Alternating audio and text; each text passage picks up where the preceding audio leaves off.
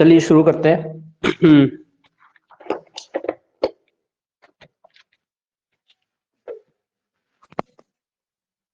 हम क्वेश्चंस कर रहे थे, ठीक है। तो आगे बढ़ते हैं अब क्वेश्चंस में।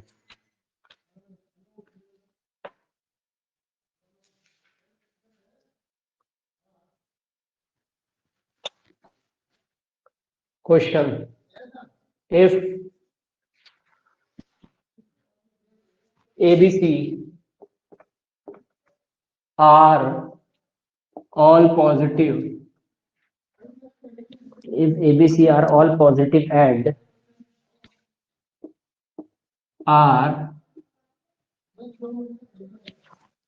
are Pth, Qth and Rth terms of a GP,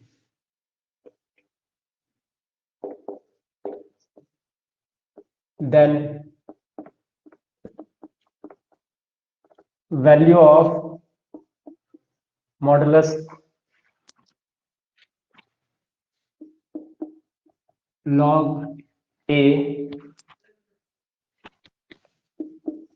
log B, log C, P, Q, R 1 1 1। क्या होगी बताइए। ठीक है, इसकी वैल्यू बतानी है।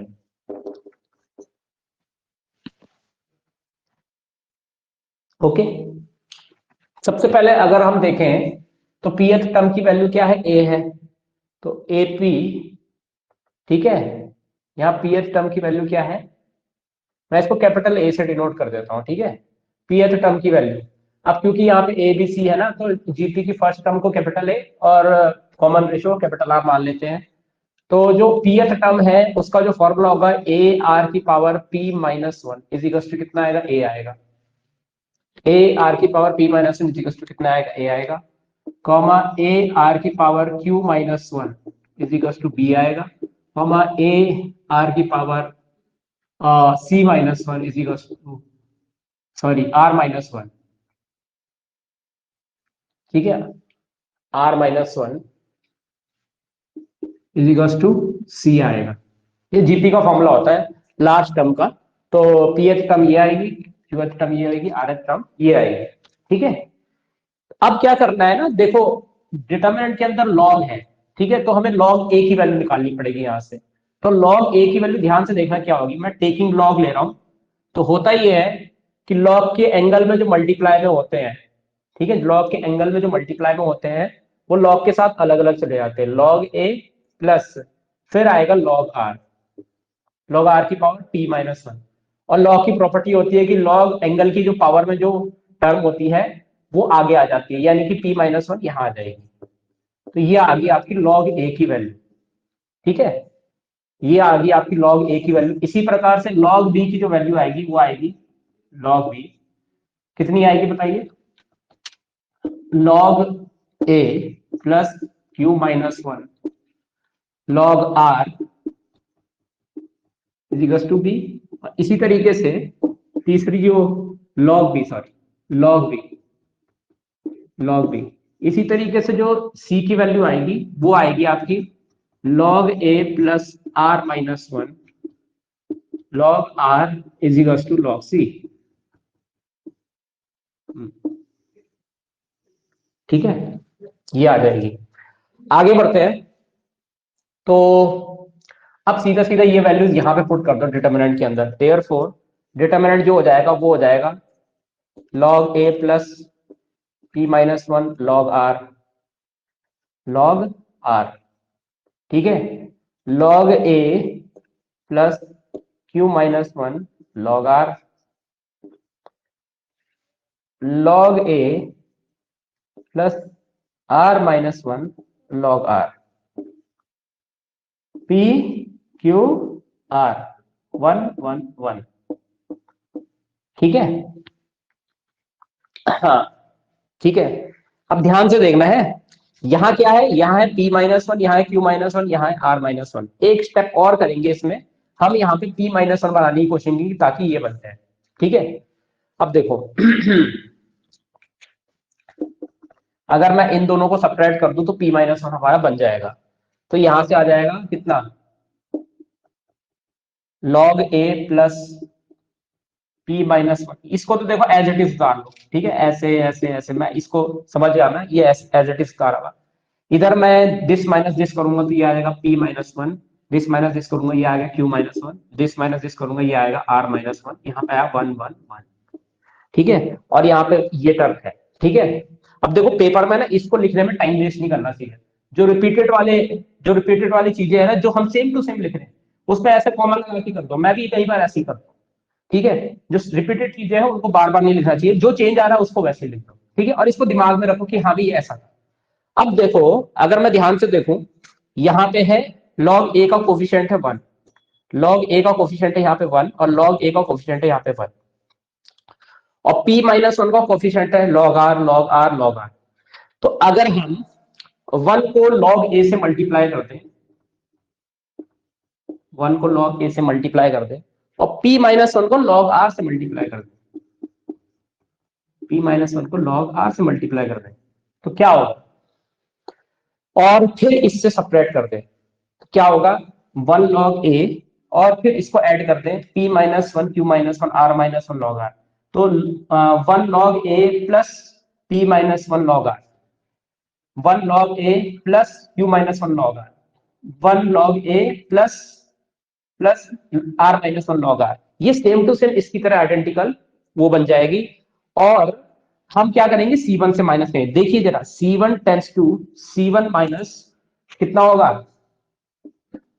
log r C2 minus log a C3। अगर हम ये करने में कामयाब हो जाए, अगर हम ये करने में कामयाब हो जाए, तो इसकी जो वैल्यू आएगी वो 0 0 0 आ जाएगी। बाकी यहाँ पे जो है वो तो आएगा ही, p minus one Q minus one r minus one, और यहाँ पे वन वन वन तो है ही, तो इसकी वैल्यू आ जाएगी 0।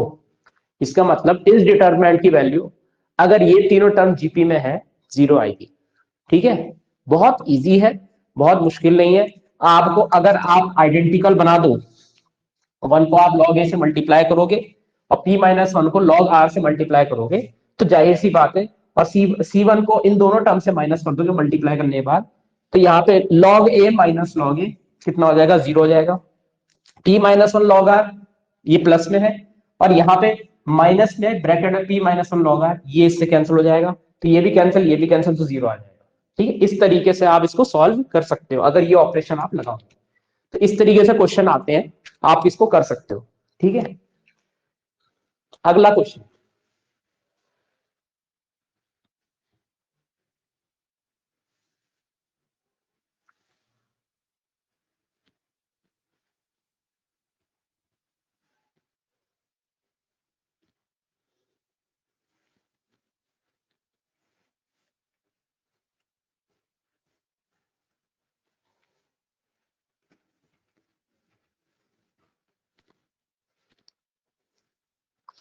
ठीक है,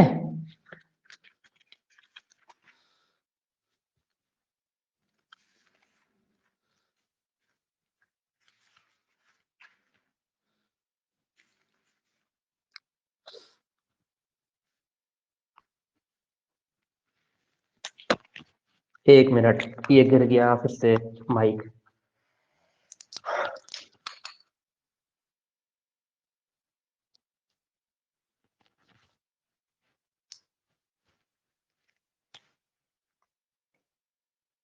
अगला question, let delta R is equals to determinant, delta R is equals to determinant, यहाँ पे आर है, यहाँ 2r माइनस वन है, यहाँ 3r माइनस टू है, ऐसा है फर्स्ट कॉलम में। दूसरी कॉलम में है x y z, और तीसरी कॉलम में है n plus one upon two, ये है। दूसरा है n स्क्वायर, तीसरा है n 3n minus one upon two, ये आपका डिटर्मिनेंट ऐसा है। Find summation r is equal to 0 से लेकर n delta r। Find summation r is equal to 1 से, sorry, r is equal to 1 से लेकर n डेल्टा r। ठीक है, ये है सॉल्यूशन। क्या होगा देखिए, देखिए सबसे पहले मैं आपको बताता हूं, डेल्टा आर यहां पे सफिक्स में है आर, ठीक है, और यहां पे डेल्टा आर का क्या हो रहा है, समीशन हो रहा है, ठीक है, और ये लिमिट भी जो है, मतलब ये समीशन जो है, ये समीशन भी जो है आपका आर में दे रखा है, ठीक है। तो यहाँ पे अगर आप देखोगे सिर्फ एक ही कॉलम हमारी जो है वो आर की टर्म्स में, तो ये जो, अगर मैं इसका समीशन करूंगा आर इक्वल टू 1 से लेकर एन तक, तो समीशन जो आएगा वो यहीं पर आएगा, क्योंकि यहाँ पे आर का ही समीशन होगा, इसका समीशन और इसका समीशन नहीं होगा, क्योंकि इसमें आर नहीं है। तो जब हम इसमें इसका समीशन करेंगे तो हम इसका समीशन अलग से निकाल लेते हैं, समीशन आर, समीशन आर यहाँ पे आर इक्वल टू 0 से लेकर एन तक रखेंगे, सॉरी 1 से लेकर एन तक, आर इक्वल टू 1 से लेकर एन तक रखेंगे, तो आर की वैल्यू 1 रखी, फिर 2 रखी, इस तरीके से 3 रखी, इस तरीके से डॉट डॉट डॉट एन। और ये फॉर्मूला आपने सीक्वेंस सीरीज में पढ़ा होगा, जो होता है एन एन प्लस 1 अपॉन, इसकी वैल्यू ये होती है। सिमिलरली अगर मैं इसका समेशन करूंगा, सेकेंड पार्ट में समेशन करूंगा आर इक्वल टू 1 से लेकर एन, और ये है 2r-1, ठीक है। तो यहाँ पे क्या आएगा, 1 रखेंगे तो 2 - 1 1 होगा, प्लस 2 रखेंगे तो 4 - 1 3 होगा, प्लस 5 होगा, डॉट डॉट डॉट, लास्ट में आएगा 2n-1, ठीक है। इसमें आप एपी लगा लीजिए, एपी, ए की वैल्यू यहाँ पे 1 है, डी की वैल्यू यहाँ पे कितनी हो जाएगी, 2 हो जाएगी, ठीक है। यहाँ पे नंबर ऑफ टर्म्स अगर आप काउंट करोगे तो वो n टर्म्स है, ठीक है, काउंट कर लेना। और l की वैल्यू आपकी कितनी है, 2n-1 है, और नंबर ऑफ टर्म्स यहाँ पे n, ठीक है। तो फॉर्मूला होता है क्या, लास्ट टर्म का फॉर्मूला होता है यहाँ पे सम का, सॉरी, सम का फॉर्मूला होता है n/2 a + l, ठीक है। डी की तो जरूरत है नहीं इस फॉर्मूले पे, तो छोड़ दो। तो क्या होगा, यहाँ पे होगा n/2, a की वैल्यू 1 प्लस l की वैल्यू 2n-1, ये हो जाएगा, ये इससे कैंसिल हो गया, कितना आएगा, 2 से 2 कैंसिल हो गया, ये n² हो गया, राइट, ये n² हो गया। Third part, summation r is 1 से लेकर n, इसका भी समीशन करेंगे तो 3r-2 हो जाएगा, करेक्ट। अब बताइए, r की वैल्यू 1 पुट कर दो, 1 प्लस 2, 2 3 जा 6 - 4 आ जाएगा, प्लस 7 आ जाएगा, 3 3 के गैप में लेते हो, वही आता रहेगा, 3 रखेंगे, 3 3 जा 9 - 2 ये आएगा, प्लस 10 आएगा, इस तरीके से ये लास्ट में 3n-2 हो जाएगा, ठीक है। ये भी एपी में है, ठीक है। तो यहाँ पे नंबर ऑफ टर्म्स n होगी, और फर्स्ट टर्म ये है, लास्ट टर्म ये है, तो इन दोनों को आप ऐड कर दो, है ना, a + l होता है, तो ऐड करेंगे तो ये आ जाएगा 3n-1। तो अगर आप ध्यान से देखेंगे, इसके समीशन की वैल्यू इसके बराबर आ रही है, इसके समीशन की वैल्यू इसके बराबर आ रही है, इसके समीशन की वैल्यू इसके बराबर आ रही है, ठीक है। तो इसका मतलब देयरफॉर यहाँ पे आएगा आपका समीशन आर, समीशन आर कितना होता है, समीशन आर, यहाँ पे समीशन आर की वैल्यू है n+1/2। वैसे तो आपको पता चल गया होगा इसका आंसर 0 है, क्योंकि यहाँ पे क्या हुआ, ये फर्स्ट कॉलम और थर्ड कॉलम जो है सेम आ चुकी है, first column third column same आ चुकी है, first column third column same आ चुकी है, तो वैल्यू 0 है। तो इसका ये आ गया, इधर से इसकी वैल्यू n² आ गई, और इसकी वैल्यू जो है समीशन की, ये आ जाएगा n 3n-1/2, ये आ जाएगी। फिर आएगा आपका x y और z, और फिर आएगा आपका n+1 divided by 2, n² n 3n-1 divided by 2, ठीक है, ये हो जाएगा। अब फर्स्ट और थर्ड कॉलम सेम है, तो इसकी वैल्यू भी 0 आ जाएगी, ठीक है। तो इस तरीके से सबमिशन के क्वेश्चंस को आप कर सकते हो, ठीक है। तो इस, ठीक है, ऐसे कर सकते हो, ठीक है। अब मैं अगले टॉपिक पे बढ़ रहा हूँ, ठीक, अगले टॉपिक पे बढ़ रहा हूँ।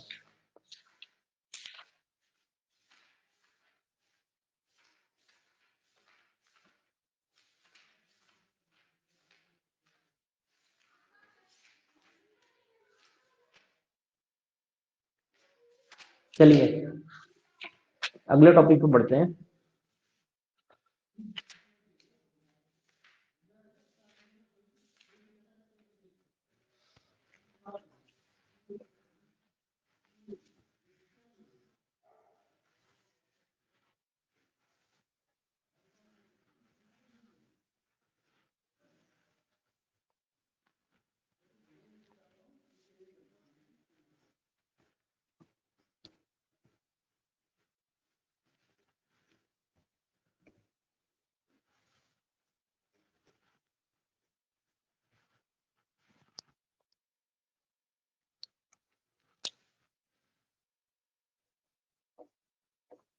adjoint and inverse,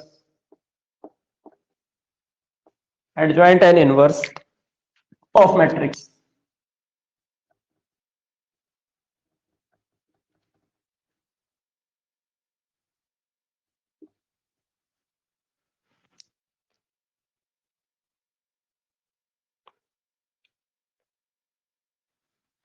अब देखो फर्स्ट पार्ट में एडजॉइंट ऑफ मैट्रिक्स पढ़ लेते हैं। एडजॉइंट ऑफ मैट्रिक्स क्या है?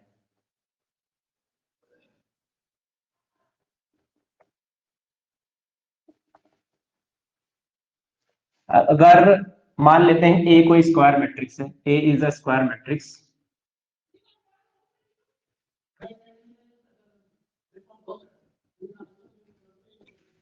And C I J, C I comma J, ठीक है, C I comma J are cofactor elements, cofactor elements, cofactor elements of matrix A, of matrix A. C I J जो है वो matrix A के cofactor elements हैं। Then transpose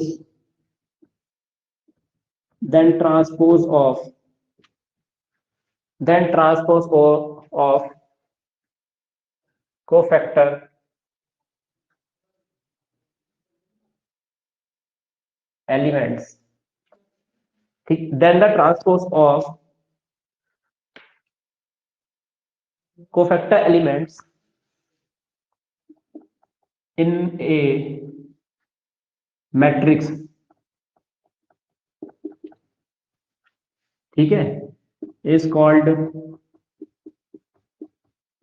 adjoint of matrix, adjoint of matrix, adjoint of matrix A, ठीक है, ठीक है। अब देखो अगर मैं इसको डिनोट करूंगा तो एडजॉइंट ए क्या होता है? Adjoint is denoted by ADJ, A is equals to cofactor elements के इस तरीके से रखेंगे A12 A13 A21 A22, 3x3 का लिख रहा हूं फिलहाल, ठीक है, 31 32 और 33। इसका होल क्या होता है? ट्रांसपोज होता है। इसको डैश से भी डिनोट करते हैं किसी बुक में, ठीक है, इस तरीके से डैश से डिनोट करते हैं। मैं यहाँ टी से ट्रांसपोज से डिनोट कर रहा हूँ। तो क्या होता है? कोफैक्टर एलिमेंट्स का जो हम ट्रांसपोज करते हैं उसे बोलते हैं एडजॉइंट। तो अगर ट्रांसपोज करेंगे तो फर्स्ट रो फर्स्ट कॉलम बन जाएगी C21 C22 C23, फिर C31 C32 और C33, ये हो जाएगा, ठीक है, राइट। ये होती है एडजॉइंट ए की वैल्यू 3x3 में, ठीक है, एडजॉइंट ए। 2x2 में क्या होगी बताओ? अगर मैं एडजॉइंट ए की वैल्यू 2x2 में बोलूंगा तो मैं लिखूंगा C11 C12, ठीक है, C21 और C22। ये ट्रांसपोज के बाद लिखा है मैंने, ठीक है, ट्रांसपोज करने के बाद लिखा है। क्या होगा इसका? जब हम इसका C11 C12 का ट्रांसपोज करेंगे तो वो कॉलम बन जाएगा, C21 C22 का करेंगे तो ये भी कॉलम बन जाएगा, ठीक है, सेकंड रो सेकंड कॉलम बन जाती है इसी प्रकार से, ठीक है। ये होता है आपका एडजॉइंट, ठीक है।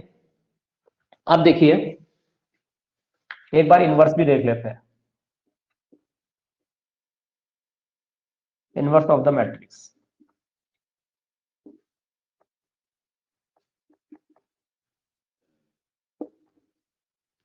Inverse of the matrix, inverse of the matrix क्या होती है?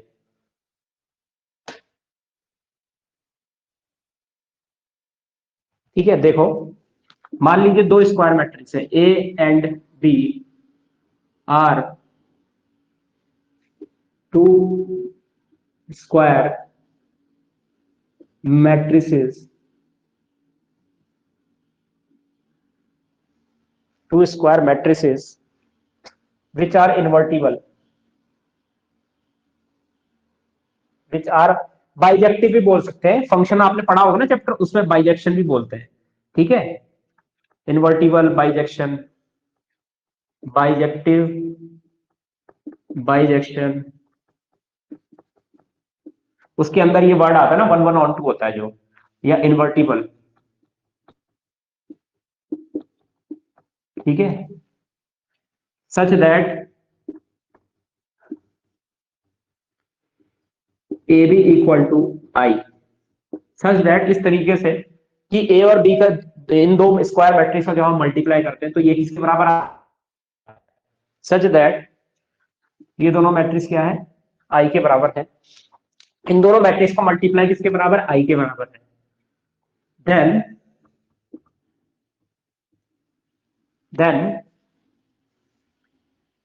बी इज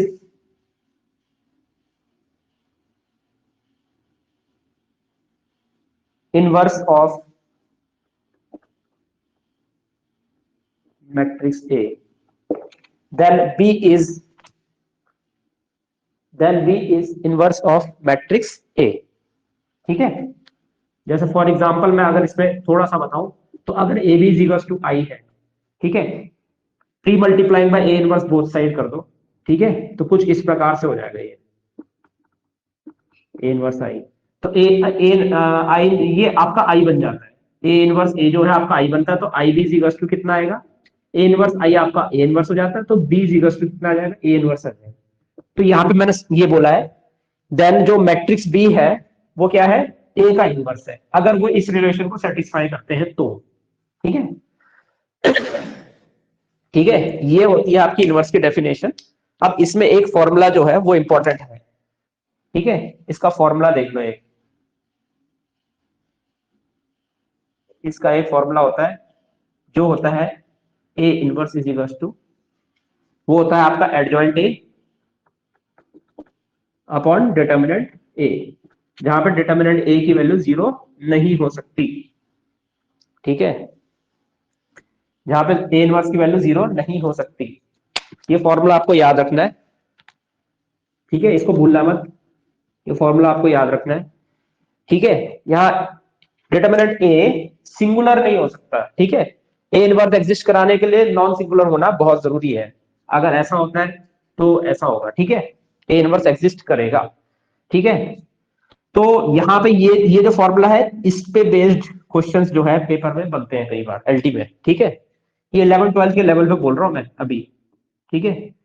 और भी कई तरीके इनवर्स निकालने के, ऐसा नहीं कि यही एक तरीका है। एक एलिमेंट्री ट्रांसफॉर्मेशन मेथड होता है, एक ट्रायंगुलर मैट्रिक्स वाला मेथड होता है, ऑग्यूमेंटेड मैट्रिक्स में भी ट्रायंगुलर मैट्रिक्स का ही मेथड यूज किया जाता है, ठीक है। तो कई तरीके होते हैं, ऐसा नहीं कि यही तरीका है, लेकिन ये सबसे फास्टेस्ट है। अभी मैं आपको बताऊंगा कि अगर इनवर्स निकालने को आए या इनवर्स कहीं पे यूज हो रहा हो तो इसी मेथड का यूज करना। मैं रिकमेंड करूंगा कि बीएससी वाले मेथड को यूज मत कीजिएगा, क्योंकि उसमें बहुत टाइम लगने वाला अगर इनवर्स निकालने को आया। मैं आपको तीनों मेथड पढ़ा दूंगा, लेकिन आपको देखना पड़ेगा कि इन तीनों मेथड में से कौन सा मेथड ए इनवर्स के लिए फास्टेस्ट है पेपर में, वही आपको करना है, ठीक है। मेरे पास की एक अच्छी ट्रिक है जिसकी मदद से हम 2/2 3/3 का जो डिटरमिनेंट है वो जल्दी निकाल पाते हैं, ठीक है। एक वो जो ऑग्यूमेंटेड मैट्रिक्स वाला मेथड है उसमें हम रैंक निकालते हैं, तो एक्चुअली में क्या होता है जब हम ट्रायंगुलर मैट्रिक्स बनाते हैं तो उसमें थोड़ा सा वक्त लगता है, हालांकि वो मोस्ट रिकमेंडेड मेथड है, ठीक है, वो हर टाइप की मैट्रिक्स को सॉल्व कर देता है। ये तब एग्जिस्ट करता है जब डिटरमिनेंट ए 0 नहीं है, वैसे वहां पे भी वो भी कई बार फेल हो जाता है, ठीक है। तो 3 मेथड तो हमारे पास भी है, ठीक है। तीनों मेथड हम डिस्कस करेंगे जब जैसे ही मैट्रिक्स एंड डिटर्मिनेंट्स कंप्लीट होगा, आपके इसके इसके जो होंगे 3 मेथड होंगे आपके पास, ठीक है, मैट्रिक्स एंड डिटर्मिनेंट्स यूनिट जब पूरी होगी तो 3 मेथड आपके पास होंगे इसके। फिर देखिएगा कि आप किससे करना चाह रहे हैं, और प्रैक्टिस जरूर कीजिएगा तीनों मेथड की, और ये देखिएगा कि क्वेश्चन जो है कौन से वाले मेथड में सबसे फास्टेस्ट सॉल्व हो रहा है, ये आपको एनालाइज करना जरूरी है, ओके। तो ये तो फॉर्मूला था हमारे पास, ठीक। अब देखते हैं, ठीक है, अब आगे देखते हैं कि हम एडजॉइंट कैसे निकालते हैं, ठीक। एडजॉइंट का फॉर्मूला तो है हमारे पास,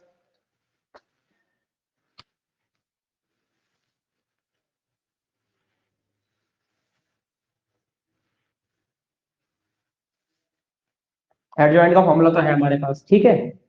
तो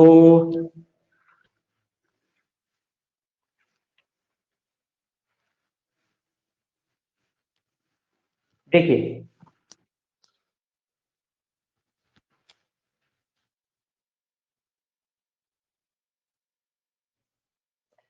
ठीक है, क्वेश्चन देख लो पहले।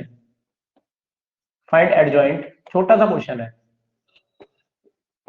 Find adjoint of matrix, find adjoint of matrix A equal to, find adjoint of matrix A equal to, देखना, हाँ, A is equal to P Q R S, इस तरीके से आपको 2x2 का मैट्रिक्स दिया हुआ है एडजॉइंट। इसका शॉर्टकट क्या है?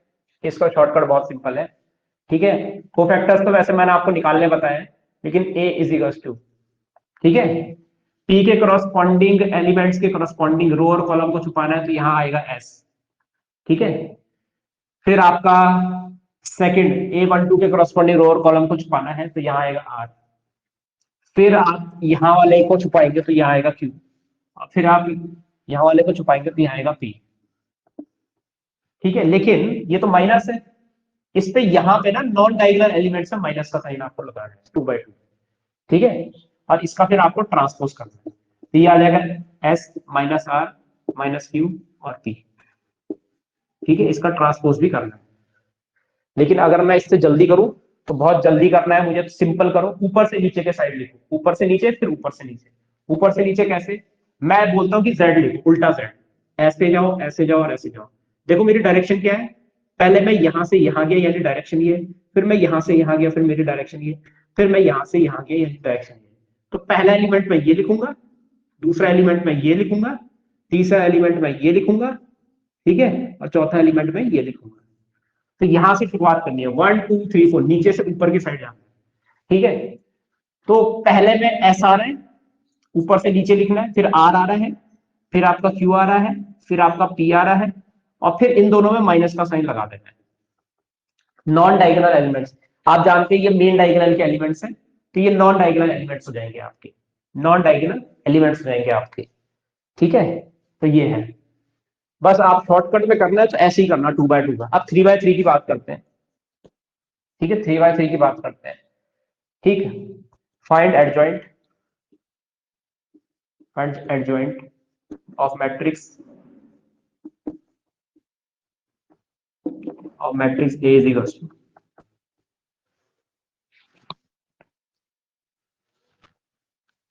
1 1 1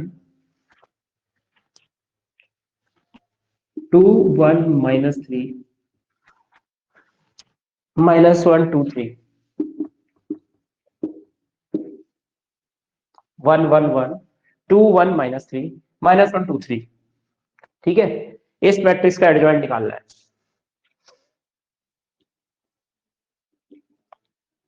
ठीक है। अब इस मैट्रिक्स का एडजॉइंट निकालने के लिए, ठीक है, कई लोग सेरस मेथड का यूज करते हैं, मैं उसका बिना यूज करे इसका एडजॉइंट निकाल के बताऊंगा शॉर्टकट से भी, लेकिन पहले हम लंबा वाला कर लेते हैं, ठीक है। थोड़ा सा लंबा वाला भी करेंगे मेथड वन, क्योंकि कॉन्सेप्ट समझना बहुत जरूरी है, कई सारे कई सारे लोगों को बेसिक भी नहीं आता इसका, ठीक है। अगर बेसिक नहीं आएगा तो फिर शॉर्टकट भी नहीं आएगा, ठीक है। तो पहले तो वो सीखना जरूरी है। हम निकालेंगे direct C11 C12 C13 C21 C22 C23 C31 C32 और C33। मैं माइनस नहीं निकाल रहा हूं क्योंकि माइनस मैंने पिछले वीडियो में बता दिया था कैसे निकालते हैं, ठीक है। इसको थोड़ा आगे कर लेते हैं, 13 23 और 33, 23 और 33, ठीक है, ठीक है। पहले पहले हम माइनस निकालेंगे, बाद में हम साइन चेंज कर देंगे ऑड वालों के, ठीक है, यहीं पर कर देंगे। तो यहां से ऐसे छिपाएंगे तो ये आ जाएगा, ये मल्टीप्लाई बाय ये है ना, A11 को छुपा दिया मैंने, A11 की रो कॉलम को छुपा दिया, तो यहाँ पे आ जाएगा 3 + 6 यानी कि 9। A12 को छुपाओ, A12 को छुपाएंगे तो 6 - 3 यानी कि 3। A13 को छुपाएंगे यहाँ, 4 + 1, ये आएगा 4 + 1 5, ठीक है। फिर C21 के इसको और इसको छुपाएंगे तो 3 - 2 यानी कि 1। फिर C22 ये और ये 3 - 1, 3 - 1 यानी कि 2।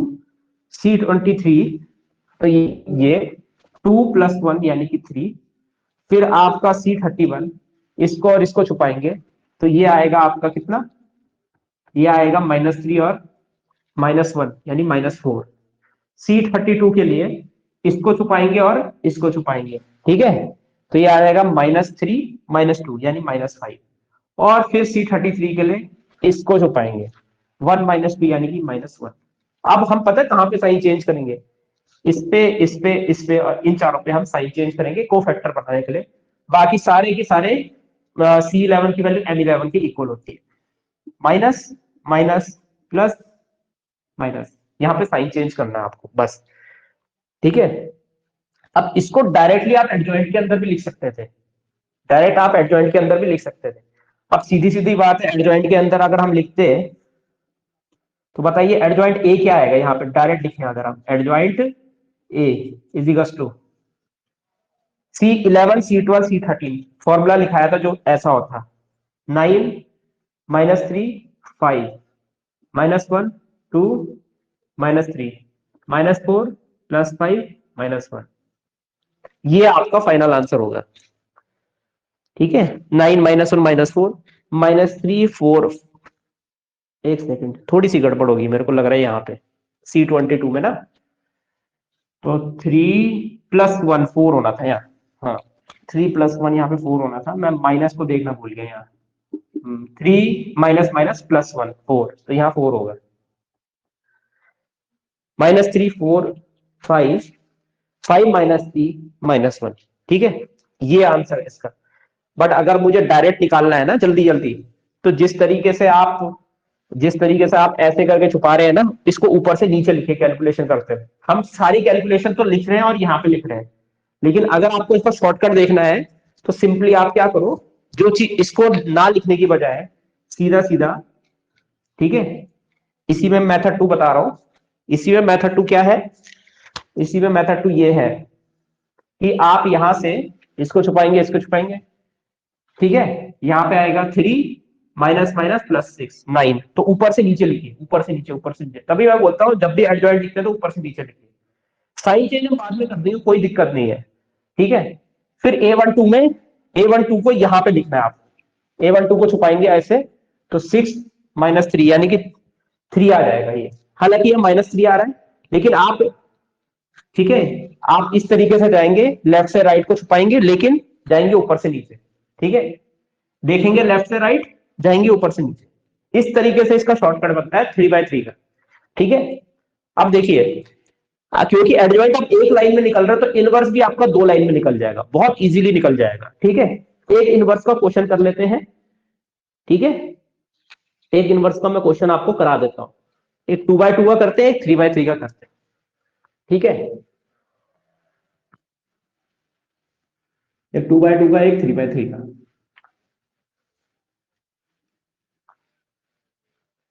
एक 2/2 का एक 3/3 का, श्योर।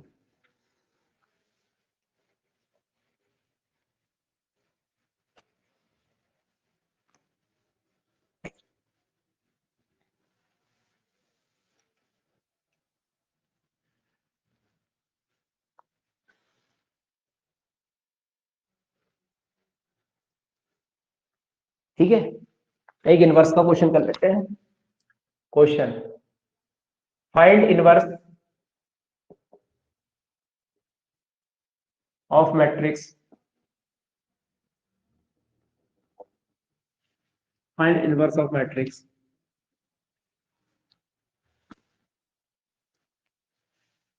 2 3 -1 4 2 3 -1 4, ठीक है, इसका इनवर्स निकालिए जरा। सबसे पहले याद रखना, इनवर्स निकालने के लिए डिटर्मिनेंट ए को निकालते हैं, तो डिटर्मिनेंट ए इक्वल टू 4 + 3, ठीक है, सॉरी 8 + 3, 8 + 3 होगा 11, 11 हमारा 0 के बराबर नहीं है, ठीक है, इसलिए ये नॉन सिंगुलर है, ठीक है, नॉन सिंगुलर है और यूनिक सोल्यूशन है, ठीक है। इनवर्स निकालने के लिए कैसा सोल्यूशन होता है, यूनिक सोल्यूशन होता है, तो एग्जाम में आ सकता है, ठीक है। एग्जाम में आपका आ सकता है कि इनवर्स कब एग्जिस्ट करेगा। ठीक है, इनवर्स एग्जिस्ट करने के लिए कौन किस टाइप का सोल्यूशन होना जरूरी है। तो उसमें सोल्यूशन क्वेश्चन में आएगा 2 सोल्यूशन, यूनिक सोल्यूशन, फिर आएगा आपका क्या, infinity many solution, none of these आ जाएगा चौथा ऑप्शन। तो इनवर्स एग्जिस्ट करने के लिए नॉन सिंगुलर या फिर यूनिक सोल्यूशन होना जरूरी है, नॉन सिंगुलर होना जरूरी है। ठीक है, बड़ी आसानी से मैंने ये निकाल दिया। अब ए इनवर्स डायरेक्ट लिखते हैं, A inverse is equal to 1/11। ठीक है, इसका शॉर्टकट देखिए, वही है, z लिखेंगे हम उल्टा z, ऊपर से नीचे लिखेंगे, ध्यान रखना। तो 4 3 माइनस 1 2, तो 4 3 माइनस 1 2, और अब हम साइन चेंज करेंगे प्लस माइनस। ये है ए इनवर्स का शॉर्टकट। ठीक है, देख लीजिए ए इनवर्स यही आया होगा। ठीक है, 1/11 4 1 माइनस 3 2, करेक्ट, यही आया। ठीक है, कैसे लिखना है, 4 3 माइनस 1 2 ऐसे जाना है, और फिर साइन चेंज कर देना है नॉन डायगोनल एलिमेंट्स की। ठीक है, क्वेश्चन नंबर 2, क्वेश्चन नंबर 2 एक और इनवर्स निकालते हैं। Find inverse of matrix. ठीक है, यहां पे a इज इक्वल टू है, यहां पे भी a is equal to, a is equal to. ठीक है, आगे लिखता हूं, a इज इक्वल टू। ठीक है, अब देखो ये है 8 4 2 2 9 4 2 5 2 9 4 1 2 8 1 2 8, ये होगा। ठीक है,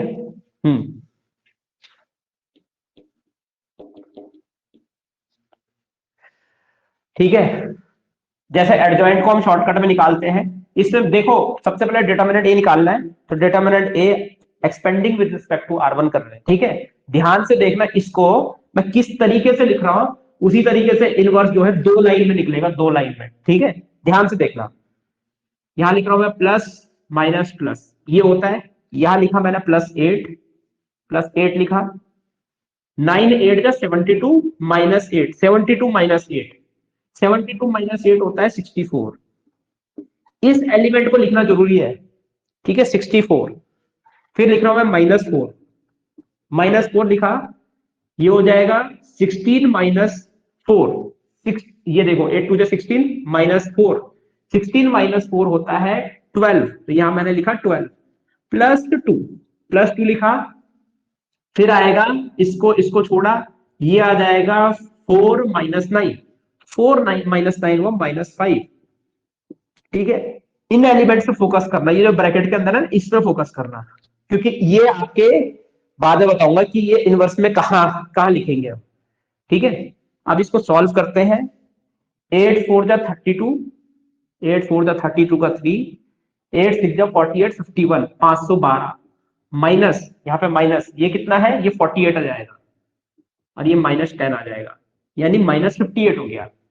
तो अगर आप 512 में से 58 को माइनस करते हैं, तो यहाँ 12 में से 8 गया 4 हो गया, 10 में से 5 गया 5 हो गया, और यहाँ पे 4 हो जाएगा, तो यहाँ 454 डिटर्मिनेंट आ गया, जो कि 0 के बराबर नहीं है, तो ए इनवर्स एग्जिस्ट करता है। तो A inverse is equal to कितना आएगा, 1/454। अब लिखेंगे हम क्या, एडजॉइंट। एडजॉइंट पता क्या है, यहां पे होगा 64, यहां पे होगा नीचे की तरफ 12, यहां पे होगा -5। एडजॉइंट के 3 एलिमेंट आपको यही मिल जाते हैं जब आप ये लिखते हो। ठीक है, इसीलिए मैंने बोला था इसको देखते रहना है, ये एलिमेंट्स हम इनवर्स में लिखते हैं। ठीक है, अब बचा है A21 A22 A23 A31 A32 A33, इन एलिमेंट्स की रो कॉलम को छुपा के कौन कौन से एलिमेंट मिलेंगे। ठीक है, इसको तो मैं हटा देता हूं, अब इसकी तो मुझे जरूरत है ही नहीं। और ठीक है, फिर देखिएगा, अब यहां से ये है A21, इसकी रो कॉलम को छुपाया, अब सीधा 6 एलिमेंट लिखो जल्दी से। 4 8 से कितना हुआ 32, 32 माइनस 4 कितना हुआ 28, तो यहां आ जाएगा 28, ऊपर से नीचे लिखना है। ठीक है, फिर हम इसको छुपाएंगे, इसको छुपाएंगे, 8 8 64 -2, ये आ जाएगा 62। ओके, फिर आपका आएगा ये और ये, फिर आपका आएगा ये और ये, ठीक है, सॉरी ये और ये आएगा, तो ये और ये आएगा, तो 16 - 4, 16 - 4 हो जाएगा 12।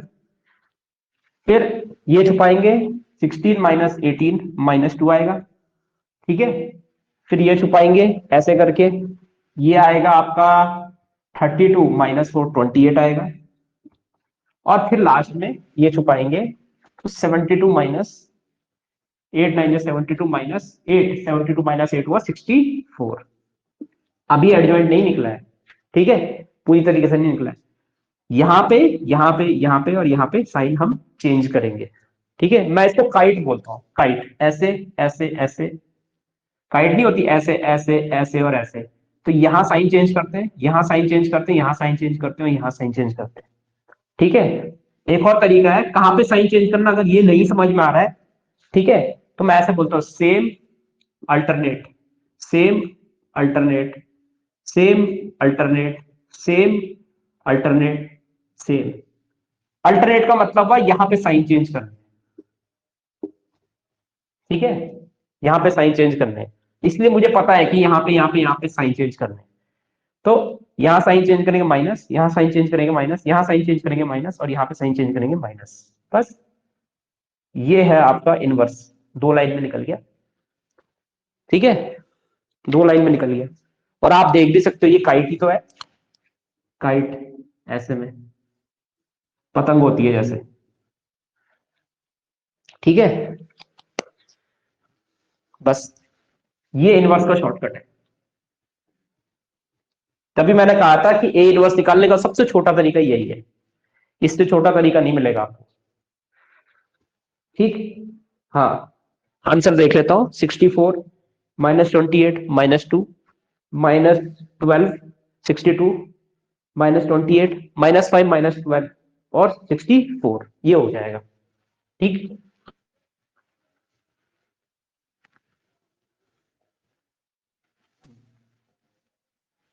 ये हो जाएगा।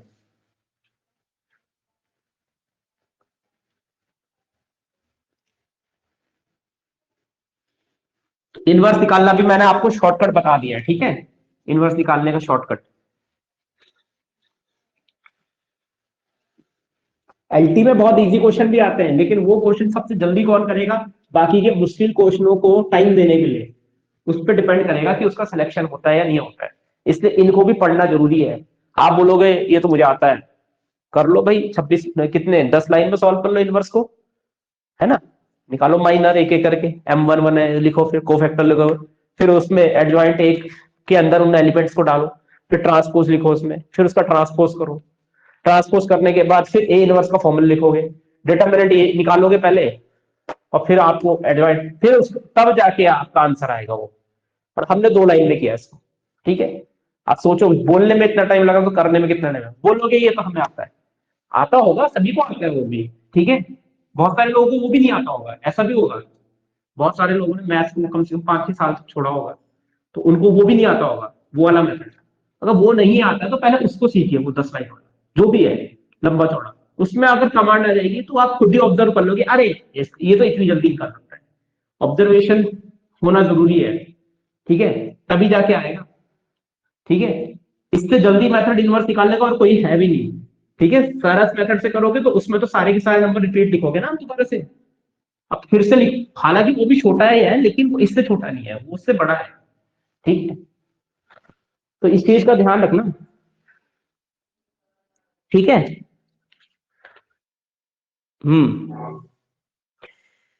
हाँ हाँ, ठीक है, कुछ यूजफुल रिजल्ट्स मैं आपको लिखा रहा हूं, ठीक है, इसको याद रखना, इस पे बेस्ड एलटी में क्वेश्चन पक्का आते हैं। Useful results, useful results on adjoint and inverse of matrix, adjoint and inverse of matrix, adjoint and inverse of matrix, ठीक है। यूजफुल रिजल्ट एडजॉइंट और इनवर्स ऑफ द मैट्रिक्स में, ठीक है। अब इसमें देखो यूजफुल रिजल्ट कौन कौन से हो सकते हैं।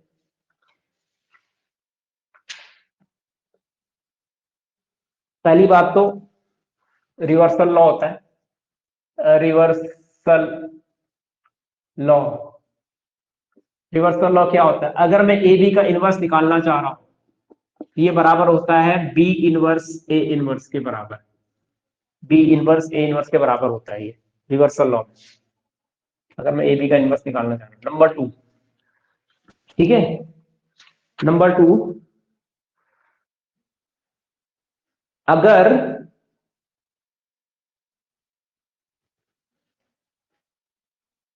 if A is invertible matrix,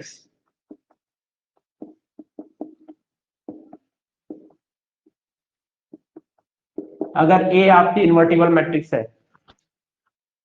ठीक है, इन्वर्टिबल स्क्वायर मैट्रिक्स देखो यहां, स्क्वायर तो होता ही है, invertible square matrix, then A transpose is also, इसका जो ट्रांसपोज होता है ना, इज ऑल्सो इन्वर्टिबल, ये भी आपका इन्वर्टिबल होगा, ठीक है। दैट इज ए ट्रांसपोज का इनवर्स जो होगा,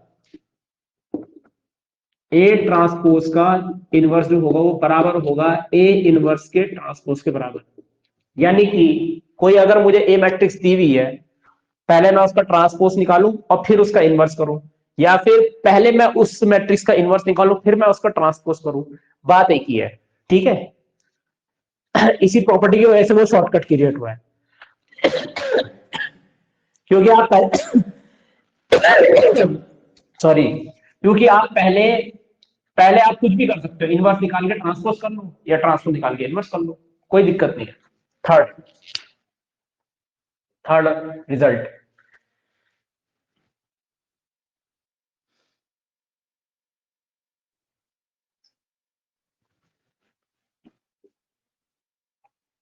इनवर्स ऑफ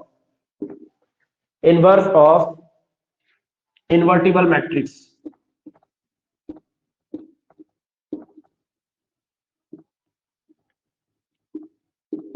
इज सिमेट्रिक,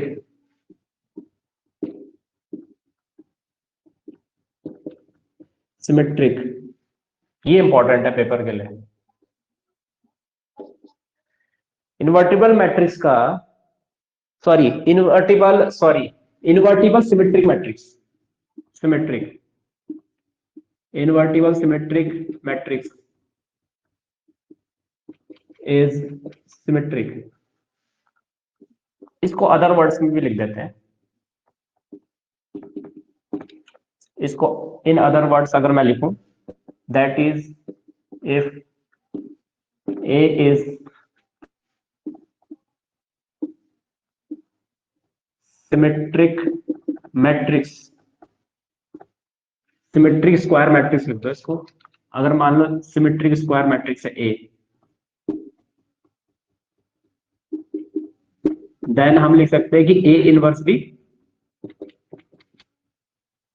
ठीक है, ए इनवर्स भी सिमेट्रिक स्क्वायर मैट्रिक्स होगा।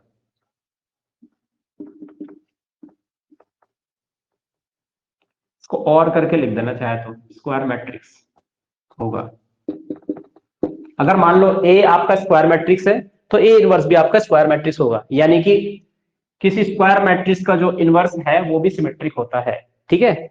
जैसे कि यहाँ पे मैंने बोला ना, ए मैट्रिक्स का जो इनवर्स होगा वो ए इनवर्स से डिनोट होगा, वो भी क्या होगा, सिमेट्रिक होगा, अगर ए आपका सिमेट्रिक है तो ए इनवर्स भी आपका सिमेट्रिक होगा। अब स्क्वायर स्क्वायर वर्ड अगर आप भूल भी जाओ तो कोई दिक्कत नहीं है, आपको पता ही है वैसे भी, ठीक है, कि हर कोई स्क्वायर मैट्रिक्स ही है, ठीक है, ये थोड़ा रिमेंबर आप कर सकते हो, ठीक है। चलिए आगे बढ़ते हैं, फोर्थ, चौथा रिजल्ट, अगर इफ अगर A is non singular,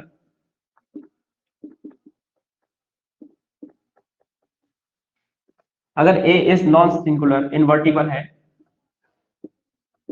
invertible matrix है, इन्वर्टिबल स्क्वायर मैट्रिक्स भी है ये, ठीक है, देन देन ये फॉर्मूला भी इंपॉर्टेंट है, एलटी में इससे क्वेश्चन आया हुआ है, ठीक है, determinant of adjoint A, property तो डिटर्मिनेंट भी लिखाया था, याद है आपको, determinant C is equal to determinant A to the power N minus one, यही एडजॉइंट ए होता है, ठीक है, तो इसका फॉर्मूला भी वही होता है,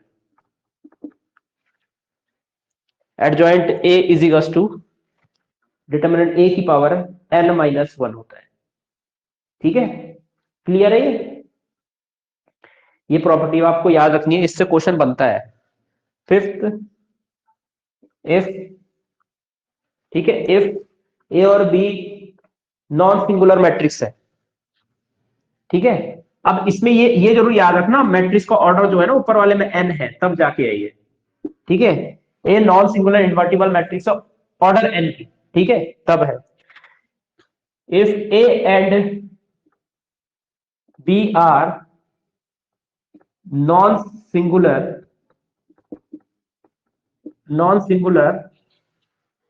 स्क्वायर मैट्रिक्स,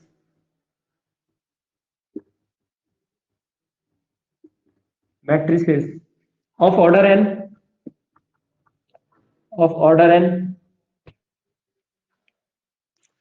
ये सब ऑर्डर एन की है, देन देन देन इस पे भी एक ऑब्जेक्टिव क्वेश्चन बन सकता है पेपर में, एडजॉइंट ए बी बराबर एडजॉइंट बी इंटू एडजॉइंट ए,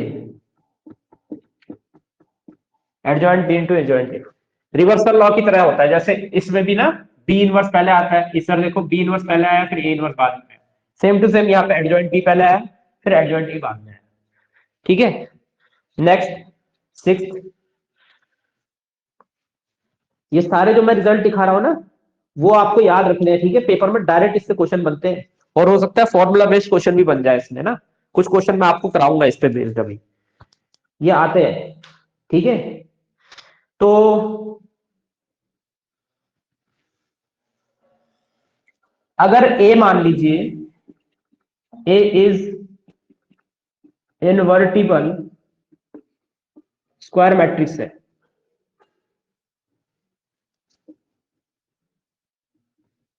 अच्छा इसका दूसरा नाम वो ये भी लिख सकता है कि ए क्या है, नॉन सिंगुलर, हो सकता है वो इन्वर्टिबल ना लिखे, नॉन सिंगुलर लिख दे,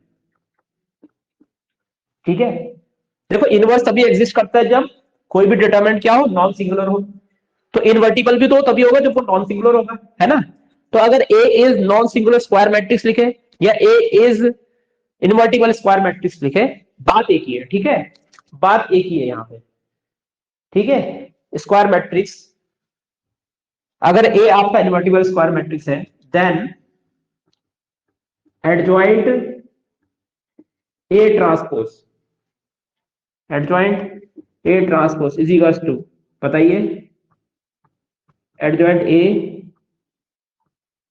होल ट्रांसपोज, इसके बराबर होगा, ठीक है, मतलब कि अगर आपको ए मैट्रिक्स दी है, ठीक है, पहले उसका ट्रांसपोज कर दो फिर उसका एडजॉइंट निकाल दो, या फिर पहले उसका एडजॉइंट निकाल दो फिर उसका ट्रांसपोज कर दो, बात एक ही है, ठीक है, जैसे इनवर्स के साथ था, ठीक है, पहले ट्रांसपोज करो फिर इनवर्स निकालो, या पहले इनवर्स निकालो फिर ट्रांसपोज, कि पहले आप ट्रांसपोज करो और फिर एडजॉइंट निकालो, या पहले एडजॉइंट निकालो फिर ट्रांसपोज करो, एक ही बात है, ठीक है, इस पे भी क्वेश्चन बनता है कई बार, और क्वेश्चन ना भी बने तो ये कई क्वेश्चनों में ना बीच के स्टेप्स में यूज होता है, जिसकी वजह से क्वेश्चन जल्दी सॉल्व हो जाता है, ये प्रॉपर्टी कई बार यूज होती है, ठीक है, ये रिजल्ट कई बार यूज होता है, ठीक है, हाँ जी, आगे बढ़ते हैं, अगला अगला प्रॉपर्टी की तरफ,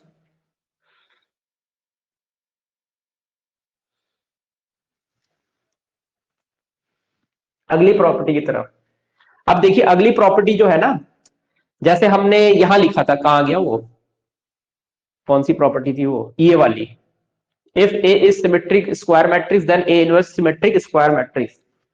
ठीक है, ऐसी बात हम एडजॉइंट के लिए भी बोल सकते हैं। ठीक है, नेक्स्ट नेक्स्ट रिजल्ट दिखा रहा हूं मैं।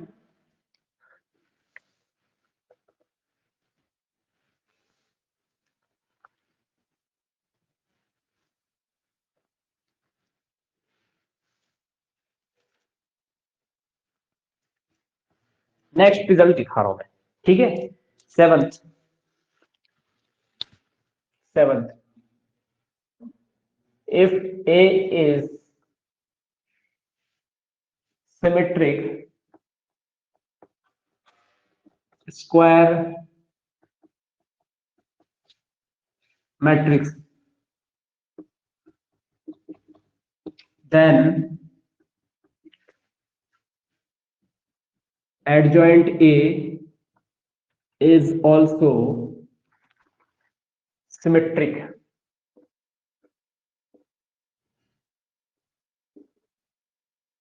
square matrix।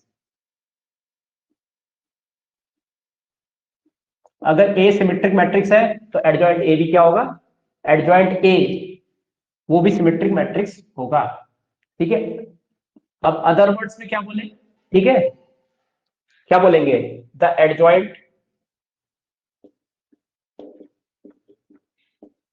Adjoint of symmetric matrix, symmetric square matrix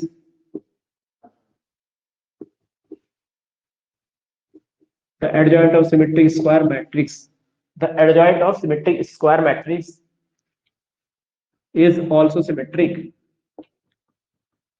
is also symmetric। True false में ये क्वेश्चन दे सकता है, which of the following is the true statement, which of the following is the false statement. ठीक है, उस पर भी आ सकता है ये क्वेश्चन। ठीक है, इसी तरीके से ये वाली प्रॉपर्टी भी इंपॉर्टेंट है जो मैंने यहां लिखा है। ठीक है, eighth point, next point eighth, बताइए। हाँ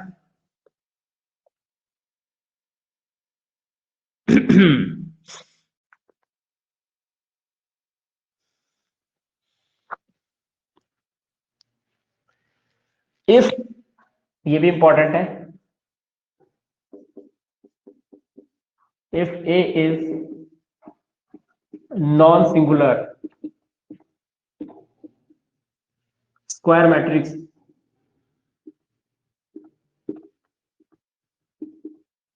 if A is non-singular square matrix, then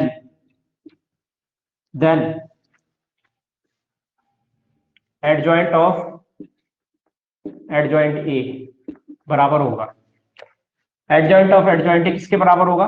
ठीक है, यहाँ एडजॉइंट कितनी बार आ रहा है, 2 बार आ रहा है, तो डिटर्मिनेंट ए की पावर, ठीक है देखना, डिटर्मिनेंट ए की पावर, यहाँ एडजॉइंट 2 बार है तो n-2 लिखेंगे, n-2 लिखेंगे, अभी पूरा नहीं हुआ है, ध्यान देना यहाँ, क्योंकि देखिए अब मैं आपको बताता हूं, जब ए होता है उससे उसके बाद हम एडजॉइंट निकालते हैं, एडजॉइंट ए क्या आता है, एक मैट्रिक्स आता है 3/3 की, फिर उसके बाद भी अगर हम उसका एडजॉइंट निकालेंगे वो भी एक मैट्रिक्स आएगी 3/3 की, लेकिन डिटर्मिनेंट क्या होता है, डिटर्मिनेंट एक एलिमेंट होता है, एक नंबर होता है। यहाँ पे अगर मैं डिटर्मिनेंट ए की पावर n-2 कर दूं तो ये एक नंबर आएगा, जबकि ये एक मैट्रिक्स है। ठीक है, तो कोई भी मैट्रिक्स नंबर के इक्वल थोड़ी ना होगी, वो भी तो मैट्रिक्स के इक्वल होगी, इसलिए यहाँ पे इंटू ए करना पड़ता है। ठीक है, इसलिए यहाँ पे इंटू ए करना पड़ता है, कोई भी नंबर जब ए मैट्रिक्स के साथ मल्टीप्लाई करेगा तभी तो वो मैट्रिक्स होगा, बिकॉज दिस इज मैट्रिक्स, तो इसको भी मैट्रिक्स होना पड़ेगा। केवल इतना आपका एलिमेंट है, इतना आपका एक नंबर है। ठीक है, इतना आपका एक नंबर है, तो कोई भी मैट्रिक्स नंबर के इक्वल नहीं होती है। ठीक है, तो इसके आगे जब मैं इस नंबर को ए से मल्टीप्लाई करूंगा तभी तो ये मैट्रिक्स बनेगा, इसलिए यहाँ पे ए आगे लिखना होता है। ठीक है, बाकी आप ऐसा याद रख सकते हो, जितनी बार एडजॉइंट आया उतनी बार माइनस करेंगे, यहाँ n माइनस है ना, 2 बार एडजॉइंट है तो माइनस, ये याद रखना है। ठीक है, ये आपको याद रखना है इसमें, ये कई बार क्वेश्चन आएगा आपके उसमें पेपर में। ओके चलिए आगे बढ़ते हैं, अगला फॉर्मूला,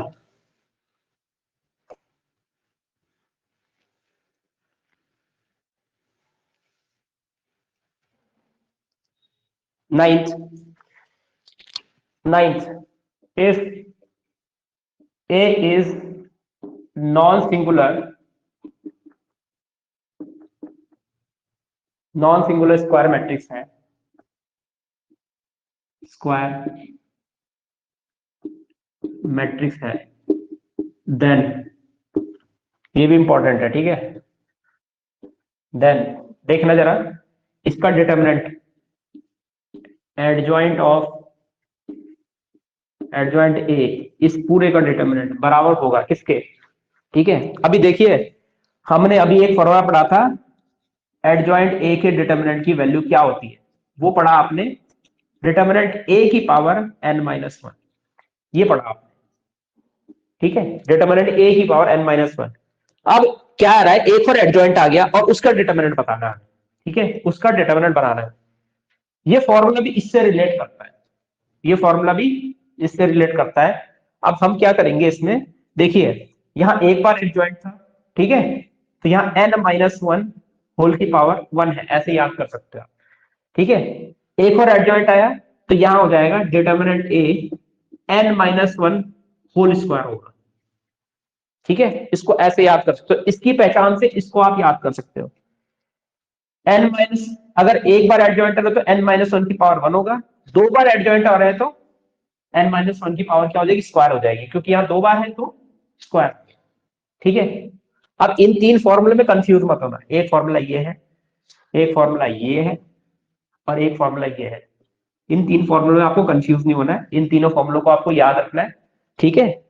इसकी पहचान से इसमें n-1 को होल स्क्वायर करना है, जबकि यहाँ पे जितने एडजॉइंट है वहां पे माइनस, उतना माइनस करना है, -2। ये यहाँ पे पावर नहीं आती, कोई पावर की भी पावर नहीं आती है, ठीक है। एडजॉइंट, ये डिटरमिनेंट ए की पावर तो आ रही है, लेकिन पावर की भी पावर नहीं आती है। जब भी आपका डिटरमिनेंट का फॉर्मूला आएगा उसमें आपको पावर की पावर में जाना है यहाँ पे, ठीक है। ये तीन फॉर्मूले आपको याद होने चाहिए, इनमें से कोई भी पेपर में दे सकता है, क्वेश्चन बेस्ड दे सकता है इसमें, शॉर्टकट में जिसको आएगा तो वो तो कर ही लेगा इसको, ठीक है।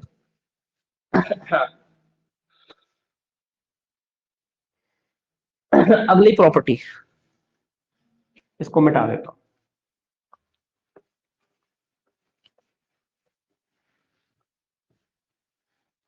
अगली प्रॉपर्टी, अगली प्रॉपर्टी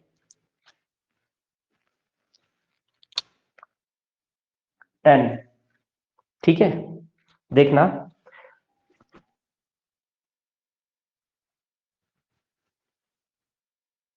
अगर ए आपकी नॉन सिंगुलर मैट्रिक्स है, ए इज नॉन सिंगुलर, अब इसको स्क्वायर मैट्रिक्स बोलो या मैट्रिक्स बोलो, ठीक है। डिटरमिनेंट हमेशा स्क्वायर मैट्रिक्स का ही निकलता है, तो नॉन सिंगुलर भी स्क्वायर मैट्रिक्स का ही होगा। Then determinant A is equals to, ठीक है। अगर मैं इसको ऐसे बोलूं, ध्यान देना, ठीक है, ए इनवर्स का डिटरमिनेंट बराबर होता है डिटरमिनेंट ए के इनवर्स के बराबर, ठीक है। ए इनवर्स का डिटरमिनेंट जो बराबर होता है वो डिटरमिनेंट ए के इनवर्स के बराबर होता है। अच्छा, एक्सपोनेंट की प्रॉपर्टी क्या बोलती है, -1 पावर रेसिप्रोकल होती है तो +1 हो जाती है, तो ये बराबर होगा 1 अपॉन डिटरमिनेंट ए के, ये इसके बराबर होगा, ठीक है, ये इसके बराबर होगा डिटरमिनेंट ए के, ओके, ये इसके बराबर होगा,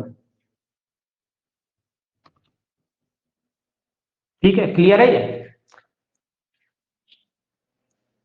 determinant A inverse is equals to 1 upon determinant A, ठीक है, ये क्लियर होगा। अगर नॉन सिंगुलर मैट्रिक्स है तो इसका इनवर्स का डिटरमिनेंट जो आएगा वो इसका डिटरमिनेंट के इनवर्स के बराबर होगा, ठीक है, ये आपको याद रखना है, ये भी इंपॉर्टेंट है।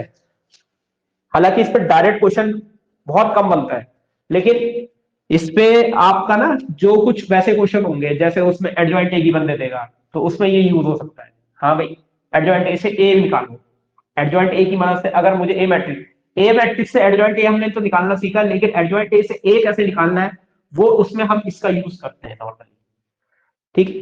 ऐसा होता है। अगला प्रॉपर्टी 11, लास्ट प्रॉपर्टी है ये, लास्ट प्रॉपर्टी है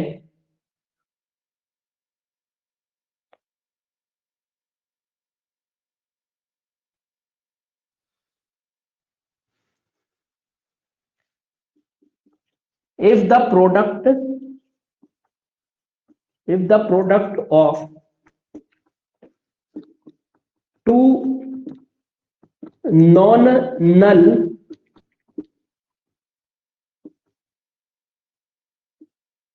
square matrix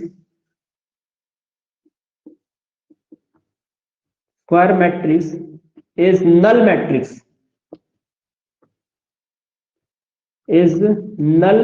matrix अगर मान लीजिए कोई दो मैट्रिसेस हैं, ठीक है, कोई दो मैट्रिसेस हैं, मान लो ए मैट्रिक्स है और बी मैट्रिक्स है, ए नल मैट्रिक्स नहीं है और बी भी नॉन नल, सॉरी, ए नल मैट्रिक्स नहीं है और बी भी नॉन, सॉरी, बी भी आपका नल मैट्रिक्स नहीं है, लेकिन हम क्या कर रहे हैं, अगर ए और बी को मल्टीप्लाई कर रहे हैं तो ये जीरो आ जाना भाई, दोनों के दोनों नॉन नल है, लेकिन जब दोनों को हम मल्टीप्लाई कर रहे हैं तो वो क्या आ रहा है, जीरो आ रहा है, ठीक है, ठीक है, तो जीरो आ रहा है, ठीक है। देन एक चीज का क्या करना, then both of the matrices, दोनों मैट्रिसेस को, both of the matrix must be singular, singular matrix होना जरूरी है भाई। तो क्या हो गया, अगर ये जीरो नहीं है, इसके डिटर्मिनेंट की वैल्यू जीरो होनी चाहिए, तो क्या हो गया, अगर ये जीरो नहीं है, इसके डिटर्मिनेंट की वैल्यू भी जीरो होनी चाहिए, ठीक है। अगर ए खुद नल मैट्रिक्स नहीं है लेकिन अगर उसका डिटर्मिनेंट जीरो है, और एंड ये याद रखना, और अगर बी जीरो नहीं है, बी खुद जीरो नहीं है लेकिन उसके डिटर्मिनेंट की वैल्यू जीरो है, ठीक है, तो ऐसी मैट्रिक्स जो नॉन सिंगुलर हो, ठीक है, ए भी आप, सॉरी, ए भी आपका सिंगुलर है और बी ये भी आपका सिंगुलर है, दोनों की मैट्रिक्स का जब हम मल्टीप्लाई करेंगे वो जीरो के बराबर आएगा, ठीक है। तो मैथमेटिकली अगर मैं इसको लिखूं तो कैसे लिखूंगा, दैट इज करके ऐसे लिखूंगा, if A is not equal to zero comma B is not equal to zero such that, इस तरीके से, सच दैट इस तरीके से कि ए बी दोनों के दोनों जीरो है, ए बी का मल्टीप्लाई जीरो है, implies determinant A is equal to zero and determinant B is equal to zero, ठीक है। इस पे बेस्ड क्वेश्चन बन सकता है, ये भी इंपॉर्टेंट है, ठीक है, एलटी में इस पे बेस्ड क्वेश्चन बन सकता है। अगर ए जीरो नहीं है, बी भी जीरो नहीं है और उन दोनों का मल्टीप्लाई जीरो है, तो ये तभी पॉसिबल है जब डिटर्मिनेंट ए जीरो हो और डिटर्मिनेंट बी जीरो, दोनों का सिंगुलर मैट्रिक्स होना जरूरी है, ठीक है। यहां से क्वेश्चन पक्का आएगा एलटी में, ठीक है, यहां से क्वेश्चन जरूर आएगा, 2018 में भी आया, ठीक है, 21 में मुझे याद नहीं आया कि नहीं आया, बट एलटी यहां से क्वेश्चन जरूर देगा, इन पॉइंट से क्वेश्चन जरूर देगा, इसको पढ़ के जाना है, सारे पॉइंट्स को पढ़ के जाना है, कुछ भी दे सकता है, कैसे भी घुमा के दे सकता है, सोचो पढ़ के गए और गलत करके आए, तब भी हो सकता है, इसलिए ध्यान से पढ़ के जाना है इसको, ठीक है। चलिए सारी प्रॉपर्टीज खत्म होगी, सारी प्रॉपर्टीज खत्म होगी।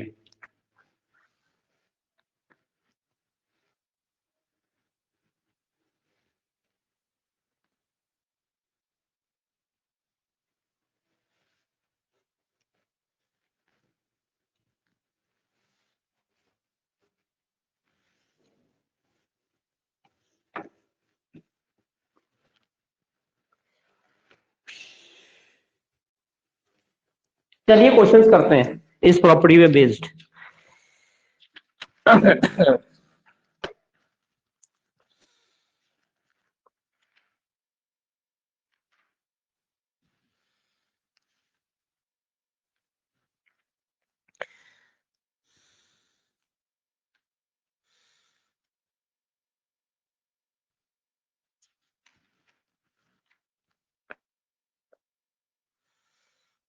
चलिए क्वेश्चन करते हैं। Question 1,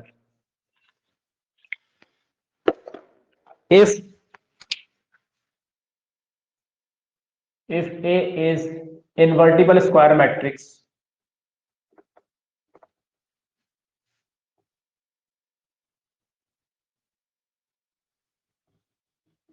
of order 3 of order 3 of order 3 and determinant A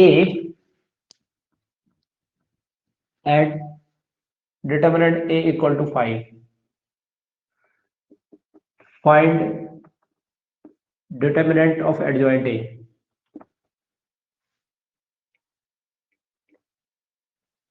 जैसे कि हम जानते हैं ऑर्डर कितना है, 3 है, तो कितना हो जाएगा, डिटर्मिनेंट A का स्क्वायर हो जाएगा। ठीक है, 3 है तो n-1 होता है ना, ये फॉर्मूला होता है। n की वैल्यू तो यहाँ 3 है, n की वैल्यू क्या है, 3 है, तो डिटर्मिनेंट A यहाँ आएगा 3-1, डिटर्मिनेंट A का स्क्वायर हो जाएगा। डिटर्मिनेंट A की वैल्यू 5 है तो 5 स्क्वायर 25 आ। एक सेकंड में बस इसका आंसर आप बता सकते हो। अच्छा 3 ऑर्डर है, 5 का स्क्वायर 25 हो गया आंसर। ठीक है, ऐसा क्वेश्चन, एक आध क्वेश्चन ऐसा बन सकता है। ठीक है, अगला क्वेश्चन,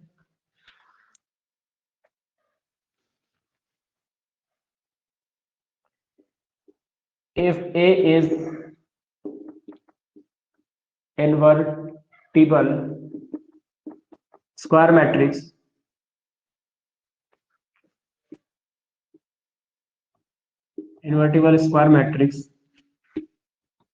of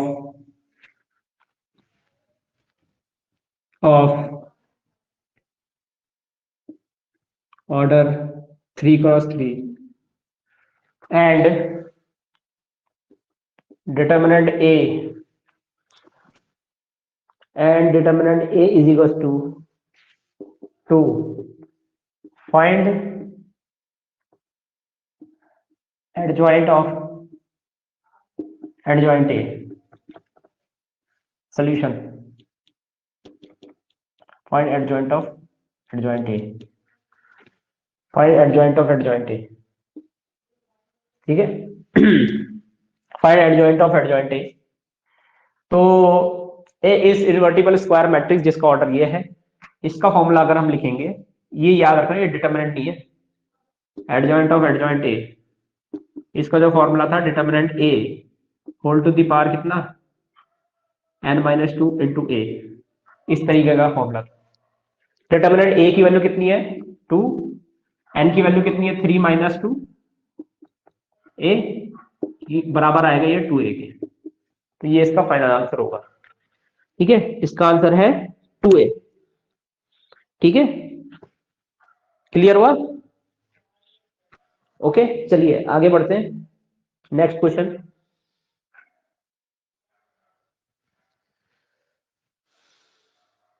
सेम क्वेश्चन है। ठीक है, इसी में ना आप आगे वो निकाल लीजिए, एंड एडजॉइंट ए का डिटर्मिनेंट, इसकी वैल्यू भी निकाल दीजिए, फाइंड। तो इसका जो फॉर्मूला था वो क्या था बताइए,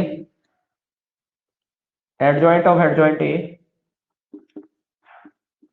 ठीक है, इसका फॉर्मूला था डिटर्मिनेंट ए n-1 का होल स्क्वायर। ठीक है, ये हो जाएगा 2 3-1 होल स्क्वायर, 3-1 होल स्क्वायर का मतलब 2 का स्क्वायर यानी 4, यानी 16, यानी 16। ठीक है, 16 ये आ जाएगा। एक और question, if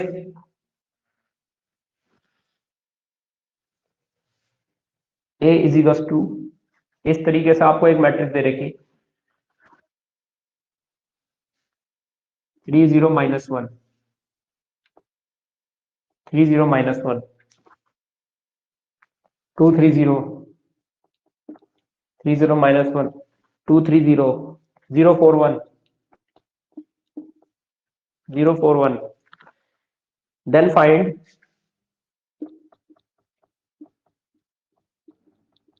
then find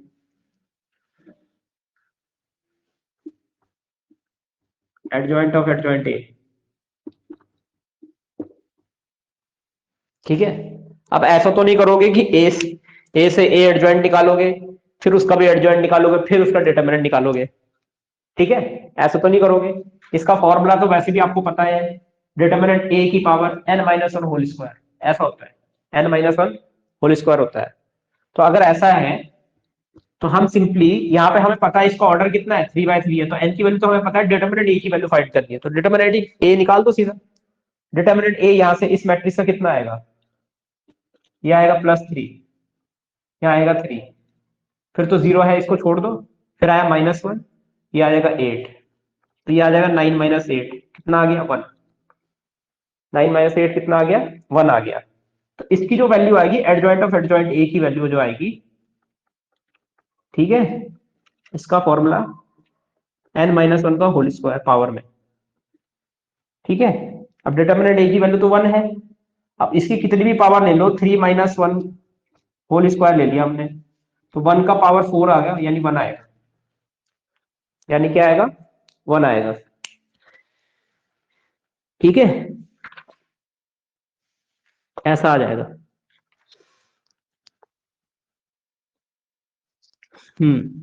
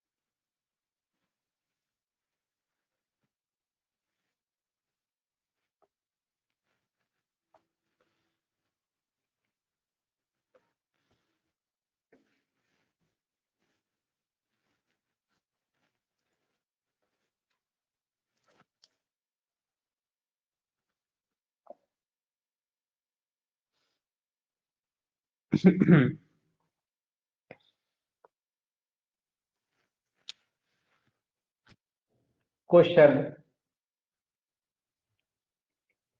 find matrix B, find matrix B such that b 1 1 - 2 4 is equals to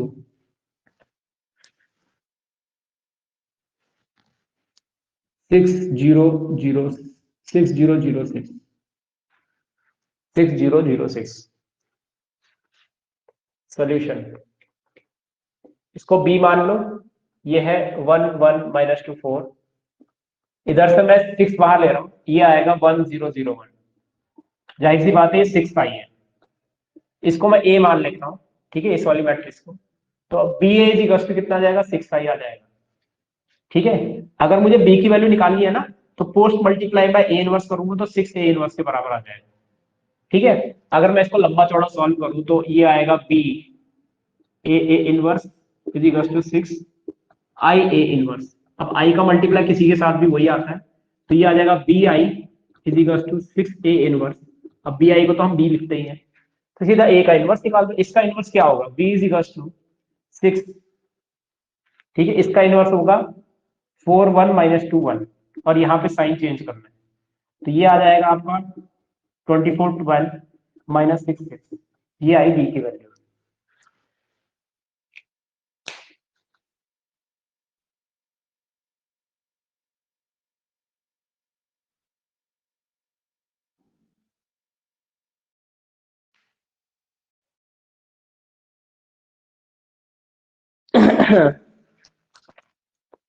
sorry, determinant ए निकालना भूल गया मैं इसमें। डिटर्मिनेंट ए कितना आएगा 6 आएगा, तो इंटू 1/6 हो जाएगा ये। ठीक है, यहाँ पे ए इनवर्स का जो फॉर्मूला होता है वो मैंने एडजॉइंट निकाल लिया था, ए इनवर्स भूल गया था। एडजॉइंट ए की तो वैल्यू आएगी, लेकिन ये आएगा, देखो डिटर्मिनेंट ए की वैल्यू क्या आएगी यहाँ से, डिटर्मिनेंट ए 4 + 2 6 हो जाएगा। ठीक है, तो यहां से अगर मैं 6 को लिखूं तो ए इनवर्स की वैल्यू होगी 1/डिटर्मिनेंट ए, और क्या आएगा, जेड, उल्टा जेड, 4 1 -2 1, 4 1 -2 1, और यहाँ पे साइन चेंज कर दे तो ये आ जाएगा, तो 6 से तो 6 कट जाएगा, बचा जो आंसर है वो यही है आपका, 4 + 2 -1 और 1, ये आंसर आएगा। ठीक है इतना हो जाएगा।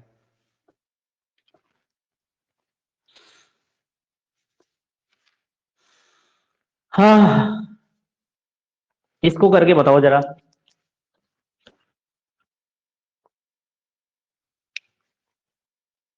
Next question, find matrix A, find matrix A and, find matrix A and mean such that determinant A बराबर 2 and adjoint A is equal to, adjoint A is equal to 2 2 0 2 2 0 2 5 1 0 1 1। ठीक है, डिटर्मिनेंट ए की value दे रखी, adjoint A की value दे रखी, और ए matrix हमें निकालनी है। ठीक है, कैसे निकालोगे, ठीक है कैसे निकालेंगे, जो प्रॉपर्टीज दिखाई है ना मैंने, जो रिजल्ट दिखाया उनका यूज करना पड़ेगा हमें। ठीक है, उनका यूज करना पड़ेगा हमें। ठीक है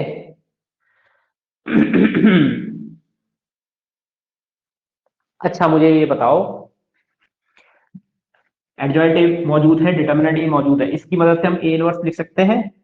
ठीक है, देखना जरा है ए इनवर्स का फॉर्मूला क्या होता है, A inverse is equal to, ये होता है 1/डिटर्मिनेंट ए एडजॉइंट ए, ऐसा होता है, ये हमने पढ़ा है। अगर मैं यहां से, अगर मुझे यहाँ पे ये निकालना है, ठीक है ध्यान देना, मुझे क्या निकालना है, ए निकालना है, ए इनवर्स मुझे मिल जाएगा, और हमें ये भी पता है कि अगर मैं ए इनवर्स का भी अगर इनवर्स निकाल दूं तो क्या हो जाएगा, वो ए के बराबर हो जाएगा। ये दो प्रॉपर्टी को अगर मैं कंबाइन कर दूं, taking A inverse on both side, तो क्या होगा, देखो मैं ए इनवर्स का इनवर्स लिख रहा हूं, जो कि क्या हो जाएगा, ए के बराबर हो जाएगा। ठीक है, यहां पे क्या होगा, इसका भी, यहाँ पे एडजॉइंट ए का क्या आ जाएगा, एडजॉइंट ए का क्या आ जाएगा, इनवर्स आ जाएगा, एडजॉइंट ए का इनवर्स हो जाएगा, और यहाँ पे डिटर्मिनेंट ए का भी क्या आ जाएगा, इनवर्स आ जाएगा, डिटर्मिनेंट ए का क्या आ जाएगा, इनवर्स हो जाएगा। और जैसे कि मैंने बताया ए की पावर -1 जो है, अगर मैं पावर की प्रॉपर्टी लगाऊं तो यहाँ पे हो जाएगा ए इज इक्वल टू डिटर्मिनेंट ए और एडजॉइंट ए का इनवर्स। तो मुझे अगर ए मैट्रिक्स निकालनी है तो डिटर्मिनेंट ए की वैल्यू पता होनी चाहिए, जो कि मुझे यहाँ पता है, और मैं क्या करूंगा, एडजॉइंट ए का इनवर्स निकाल लूंगा सिंपली, बस इसका इनवर्स निकाल दो, खत्म। और इसका इनवर्स निकालना बहुत ही आसान है। ठीक है, इसके इनवर्स की वैल्यू क्या होगी, सोचो इसके इनवर्स की वैल्यू क्या होगी, अगर मैं इसको निकालने जाऊं, इसके इनवर्स की वैल्यू, एडजॉइंट ए के इनवर्स की वैल्यू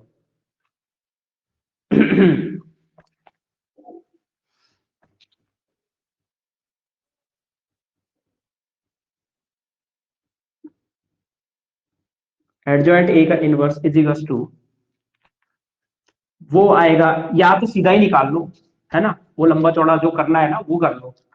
अब एडजॉइंट ए का डिटर, इसके लिए एडजॉइंट ए का मुझे इनवर्स अगर निकालना है, ठीक है, किसी का भी इनवर्स निकालना होता है तो उसके डिटर्मिनेंट की वैल्यू आपको पता होनी चाहिए। ठीक है ना, जैसे हमने ये लिखा ना, ए इनवर्स निकालना तो उसके डिटर्मिनेंट और उसके एडजॉइंट की वैल्यू हमें पता होनी चाहिए। इसी प्रकार से एडजॉइंट ए का वैल्यू मुझे इनवर्स निकालना है तो उसके डिटर्मिनेंट, ठीक है, और उसके एडजॉइंट की वैल्यू मुझे पता होनी चाहिए। ठीक है।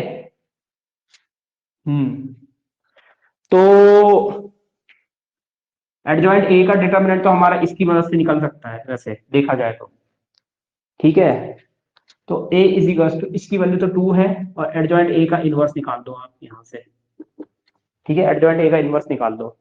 ठीक है, तो सबसे पहले इसका डिटरमिनेंट निकाल लो, और इसके डिटरमिनेंट की वैल्यू को शॉर्टकट क्या है, adjoint A is equal to, अब ये क्योंकि 3 by 3 की मैट्रिक्स है तो इसको लिखेंगे डिटरमिनेंट ए n-1, यानी कि डिटरमिनेंट ए की वैल्यू 2, n मतलब 3 - 1, यानी कि 2 का स्क्वायर 4 आ गया। तो यानी कि यहाँ, तो यहाँ पे लिख देता हूं मैं 1/4, और इसका अगर मुझे इनवर्स निकालना है तो वही मेथड, वो शॉर्टकट यूज करेंगे जो हम पहले करते थे। ठीक है, ये क्लियर हुआ होगा। ठीक है, तो मैंने यहां अलग से निकाल लिया इसको। ठीक है, थोड़ा सा मैं इसको मिटा देता हूं ताकि एडजॉइंट ए का इनवर्स निकाल पाए हम एक ही लाइन में। तो यहां पे अगर मुझे एडजॉइंट ए का इनवर्स निकालना है तो 1/4, ठीक है, ऊपर से नीचे की तरफ लिखना है। ठीक है, इसको छुपाया, इसको छुपाया, 5 - 1, ये आ गया 4, फिर इसको छुपाया, इसको छुपाया, 2, यहाँ पे आ गया 2। ठीक है, फिर अगला आया 2 - 0, ये आ गया 2, फिर अगला आया 0, 2, 2 - 0 यानी कि यहाँ आ गया 2, फिर बीच वाला ऐसे करके छुपाएंगे, यहाँ आएगा 2, फिर अगला वाला इसको छुपाया, इसको छुपाया, तो 2 × 1 = 2 - 0 यानी 2, फिर नेक्स्ट हम ये छुपाएंगे, ये छुपाएंगे, तो 2 - 0 यहाँ पे आएगा 2, सभी 2 आ रहे हैं। ठीक है, ये आएगा, ये छुपाएंगे और ये छुपाएंगे, तो यहाँ आएगा 2, और लास्ट में ये आएगा, ये आएगा 10 - 4, 10 - 4 यानी आएगा 6। ठीक है, ये आ गया, और क्योंकि हमें पता है ए की वैल्यू ये है, तो a इज इक्वल टू 2 × 1/4, और यहाँ पे हो जाएगा 4। अच्छा, यहाँ पे माइनस का साइन लगाना भूल गया मैं, यहाँ पे भी साइन चेंज करते हैं ना।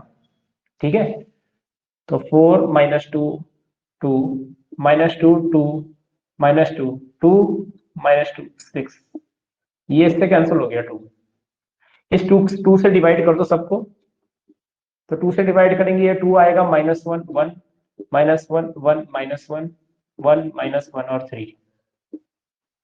ओके, ये हो जाएगा।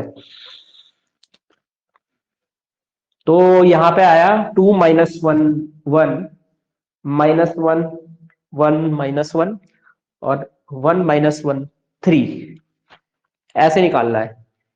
This is also important question, ये भी आ सकता है पेपर में। ठीक है, हाँ,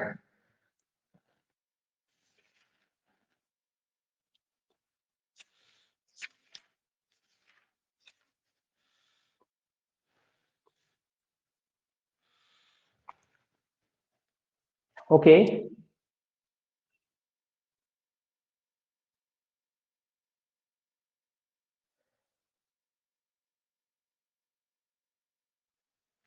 कल हम साइमल्टेनियस लीनियर इक्वेशन करेंगे। ठीक है, वैसे इनवर्स निकालने का और भी मेथड है, आप मुझे बता देना कि सारे के सारे मेथड पढ़ाने आपको इनवर्स निकालने के, ये यही बहुत है, क्योंकि ये सबसे छोटा मेथड है, बाकियों को बताने की जरूरत नहीं है आपको उसमें। ठीक है, एक होता है एलिमेंट्री नोड ट्रांसफॉर्मेशन, वो तो हद से ज्यादा इतना लंबा है, अगर मैं समझाने बैठा मैं 2x2 का करा दूंगा भले ही उसमें, लेकिन 3x3 का नहीं कराऊंगा, क्योंकि अगर वो कराने बैठे तो 6 लाइन तो जानी ही जानी है उसमें, तो 6 लाइनें तो यूज होती है कम से कम। ठीक है, उतना तो जाएगा ही जाएगा, अगर वो कराना है तो बता देना, वैसे उसको कराने की जरूरत नहीं है आपको। ठीक है, तो वो टॉपिक छोड़ देते हैं हम, उस टॉपिक को करने की जरूरत नहीं, क्योंकि हमें ऑलरेडी उसका अल्टरनेटिव मेथड पता है। ठीक है, इसके बाद बचता है आपका साइमल्टेनियस लीनियर इक्वेशन, फिर आपका जो बाकी बचा हुआ ग्रेजुएशन का पोर्शन है, चाहे characteristic equation, eigen value, eigen vectors है, फिर आपका लीनियर इक्वेशंस है ना। लीनियर इक्वेशन एक तो साइमल्टेनियस 11 12 के लेवल पे होता है, एक वहां पे और भी मेथड होता है, क्रेमर रूल है, ठीक है, ट्रिवियल नॉन ट्रिवियल सोल्यूशन है। इससे पहले आपका वो आता है क्या, लीनियरली इंडिपेंडेंट वेक्टर, वो पोर्शन आपका शुरू हो जाएगा इसके बाद, ठीक है, साइमल्टेनियस लीनियर इक्वेशन के बाद उस पोर्शन को भी हम कराएंगे। थोड़ा सा ये है कि उसको कवर करने में टाइम लगता है, लेकिन हम, ठीक है। अब देखिए आज डेमो का लास्ट डे है आपका, आज डेमो का लास्ट डे है। ये सारी रिकॉर्डिंग्स मैं ऑलरेडी यूट्यूब में अपलोड करूंगा, ठीक है, सारी की सारी, ठीक है। अब अगर बच्चों का भरोसा रहता है यहाँ पे भी, जो भी बच्चे भरोसे में रहते हैं, जो जो हम पे विश्वास करते हैं, उनको आगे के टॉपिक्स भी हम करा देंगे, ठीक है, इसके आगे के। तो जिनको भी विश्वास, जिनको भी भरोसा है, ठीक है, जो आगे कंटिन्यू करना चाहते हैं, ठीक है, और आगे पढ़ना चाहते हैं, ठीक है, यहाँ तक तो डेमो आपका आज खत्म हो गया। तो वो इस नंबर पे 7017461730, ये व्हाट्सएप नंबर भी है, इस पे कॉल भी की जा सकती है, ठीक है, ये व्हाट्सएप नंबर भी है, और इस पे कॉल भी कर सकते हो आप, ठीक है, कॉल भी कर सकते हो। हालांकि कॉलिंग में मैं ज्यादा उठाता नहीं हूँ, क्योंकि, ठीक है, कॉलिंग भी कर सकता हूँ, लेकिन मैं, क्योंकि मेरे बहुत सारे मैसेज होते हैं, इस चक्कर से मैं नहीं कर पाता, मतलब कॉल कई बार नहीं उठा, बट मैं कॉल बैक जरूर कर देता हूँ, जिसका भी कॉल आएगा मैं कॉल बैक जरूर करता हूँ, ठीक है, जब भी मैं फ्री होता हूँ। नॉर्मली मैं रात को ज्यादा फ्री होता हूँ। तो इस वाले नंबर पे ना आप, इस वाले नंबर पे मुझे व्हाट्सएप जरूर कर दीजिए, अगर मैं कॉल ना उठाऊं ना, तो व्हाट्सएप जरूर कीजिएगा, ठीक है, इस नंबर पे 7017461730, इस नंबर पे व्हाट्सएप जरूर कीजिएगा। उसमें अपना नाम, नेम और मोबाइल नंबर,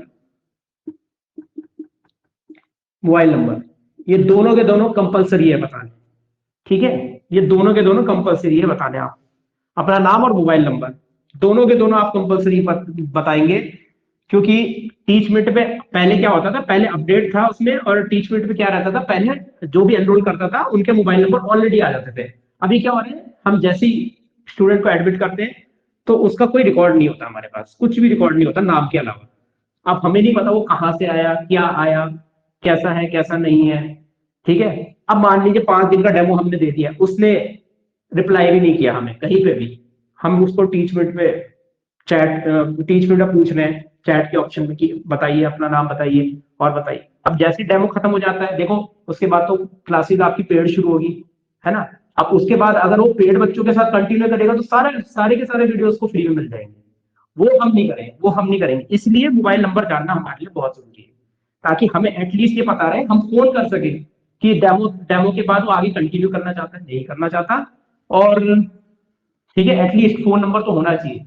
कल डेमो पूरा हो जाएगा, उसका कोई हम रिमूव कर देंगे सीधा, वो भी बोलेगा सर रिमूव कर दिया आपने, है ना, 5 दिन के बाद रिमूव कर दिया।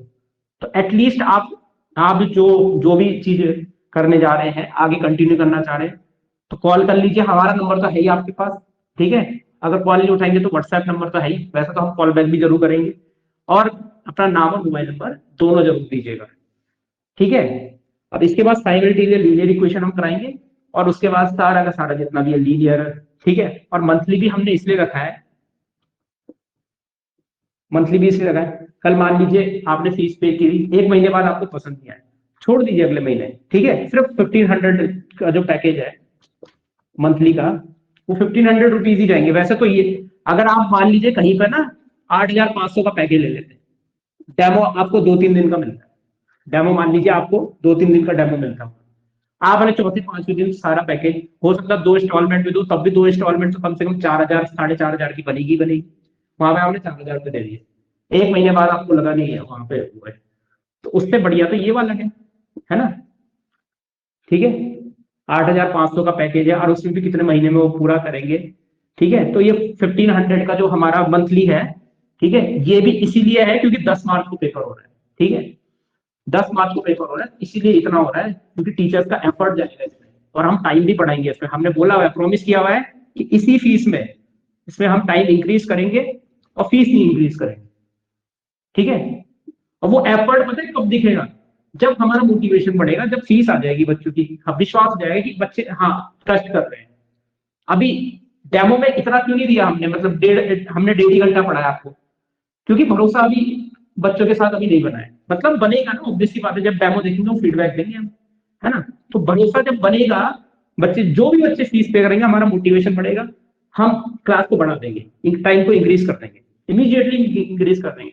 जो बच्चे जेन्युइनली सीरियस हैं सिलेक्शन के लिए, जो नहीं है वो तो खैर वो 2 महीने में भी यही बोलेंगे कि नहीं हमें 2 महीने में क्या हो जाएगा, 2 महीने में कितनी तैयारी होगी, ठीक है ना। तो हम जेन्युइनली टाइम भी इंक्रीज कर देंगे। प्रैक्टिस सेट आपको, एक प्रैक्टिस सेट मैंने आपको दे दिया है ग्रुप के अंदर, हमारा जो एक ग्रुप है उसमें भी दे दिया है, उसको कीजिए, है ना। प्रैक्टिस सेट प्रॉपर करते जाइए, जितनी ज्यादा आपकी तैयारी होगी उतना ही ज्यादा आपको फायदा मिलेगा, ठीक है। तो ओवरऑल आपको ये बात समझ में आई होगी, ठीक है। ये मोबाइल नंबर है हमारा, इसे फोन कीजिए, व्हाट्सएप पे मैसेज कीजिए, ठीक है। और अभी 1500 मंथली है, ठीक है। कोशिश हम पूरी करेंगे, देखिए गारंटी तो नहीं दे सकते कि सिलेबस पूरा हो जाएगा 2 महीने में, but as maximum to maximum 85 to 90% syllabus हम 2 महीने में पूरा करने की कोशिश करेंगे, मैथ्स का या जो भी बैचेस हम चला रहे हैं, चाहे वो मैथ्स का चल रहा है चाहे वो किसी और चीज का चल रहा है, ठीक है। और तो हम पूरा 2 महीने में कोशिश तो यही रहेगी पूरा करा दें, ठीक है। गारंटी का मतलब ये होता है ना कि आपकी अंडरस्टैंडिंग बन रही है नहीं बन रही 2 महीने में, ठीक है। तो हम जो ट्रस्ट करेंगे ना बच्चे, और हमारा अगर बैच ट्रस्ट वाला बन गया कि हाँ भाई ज्यादातर बच्चों ने एनरोल कर दिया, फीस दे दी है, तो हम 3 घंटे की भी क्लास लेंगे रोज, एवरीडे हम 3 घंटे की भी क्लास लेंगे बाद में, ठीक है। 3 आवर्स की भी क्लास लेंगे, जिसमें आपको बहुत तेजी से सिलेबस होगा, 1.5 घंटे में उतना नहीं हो पाता जितना 3 घंटे में होता है। 3 आवर्स की भी क्लास लेंगे, कोई दिक्कत नहीं है, ठीक है। हर सब्जेक्ट की 3 आवर्स की क्लास हो जाएगी। अब आपको ये है कि बैठना आना चाहिए उस क्लास में, और आपको भी हार्डवर्क करना पड़ेगा टीचर्स के साथ, ठीक है। वो हम बढ़ाएंगे ही बढ़ाएंगे, ये कंफर्म है, ये भी बढ़ाएंगे। 10 मार्क को पेपर होगा तो ये कंफर्म है 3 आवर्स की क्लास होगी ही होगी, लेकिन कब होगी ट्रस्ट पे डिपेंड करता है बच्चों पे, आप बच्चों पे के ट्रस्ट पे डिपेंड करता है, ठीक, ठीक है। इतना क्लियर हुआ। तो व्हाट्सएप नंबर ये है, इस पे आप मैसेज कीजिए। और कुछ बहुत सारी चीजें जो इंपॉर्टेंट है, जो छोटी छोटी चीजें होती हैं, वो सब हमने आपको कराई है, शॉर्टकट तरीके आपको बताए हैं, ठीक है। जिसको प्लस माइनस करना भी नहीं आ रहा मैट्रिक्स, वो भी बताया हमने। ऐसा होता है ना, जब कुछ आपको हो सकता है आपको आता होगा, लेकिन कुछ बच्चे गैप दे देते हैं, कुछ बच्चे क्या होते हैं गैप दे देते हैं, हाँ भाई मैंने 6 साल से नहीं पढ़ा, 7 साल से नहीं पढ़ा, ऐसे भी होते हैं। तो उनके लिए भी ये करना जरूरी है, ठीक है। सब होगा, ठीक है। 3 आवर्स की क्लास भी कंफर्म होगी। अगर 10 मार्च को पेपर हुआ, अगर 10 मार्च को पेपर होता है, 10 मार्च को पेपर होता है, 3 आवर्स की क्लास भी कंफर्म होगी। 3 आवर्स इसलिए बोल रहा हूँ ना, क्योंकि मोबाइल पे जो रिकॉर्डिंग होती है ना वीडियो, उसमें बैटरी खपत होती है, ठीक है। और जो मैं माइक लगा रखा हूँ, वहां वहीं से आपका मतलब वहीं से फोन चार्ज होता है, वही आपका जो जैक होता है वहीं से। तो या तो मैं माइक लगा सकता हूँ या तो मैं फोन चार्ज कर सकता हूँ। आप बोलोगे रिकॉर्डिंग के टाइम पे भी तो आप फोन चार्ज कर सकते हो, नहीं कर सकता, माइक लगाया है ना। तो 10 मार्च को पेपर हुआ तो 3 आवर्स की क्लास भी आपकी कंफर्म होगी, ठीक है। ये मैथ के लिए नहीं है, ये सबके लिए, जो भी हम बैचेस चला रहे हैं उन सबके लिए। टीचर्स को मैंने पहले ही बोल रखा है कि इसके लिए तैयार है। 3 आवर्स से ऊपर शायद ना हो पाए, क्योंकि फोन की बैटरी खत्म हो जाती है, लगातार क्लास लेगी, एक ही फोन से सारी रिकॉर्डिंग्स हो रही है, इस वजह से 3 आवर्स की क्लास जो है, और उससे ऊपर देखते हैं फोन की बैटरी अगर इससे ज्यादा चल गई लगातार, तो 3 आवर्स से भी ऊपर हो जाएगा, ठीक है। तो आपके लिए हार्ड वर्क कर रहे हैं तो आप समझा कीजिए कि हाँ भाई, नहीं तो मैं 5 आवर्स की भी क्लास ले सकता था, ऐसा कोई दिक्कत नहीं है ना। फोन की बैटरी डेड हो जाएगी, लेकिन 5 आवर 5 घंटा कोई फोन नहीं चलता वीडियो रिकॉर्डिंग में, आपको भी पता है ना, बहुत मुश्किल चलता है कोई फोन, ठीक है। तो प्लीज, ठीक है, आज डेमो का आपका 5th डे हो चुका है, ठीक है। इसके बाद आप जिसको फीडबैक दीजिए हमें, अगर कोई प्रॉब्लम है तो वो भी हमें इस नंबर पे बताइए, है ना। और ये सारे वीडियोस आपको यूट्यूब पे जरूर मिलेंगे, ठीक है, ये सारे वीडियोस आपको यूट्यूब पे जरूर मिलेंगे, ओके। तो आज की क्लास यहीं पे खत्म करते हैं, बाकी कल करेंगे।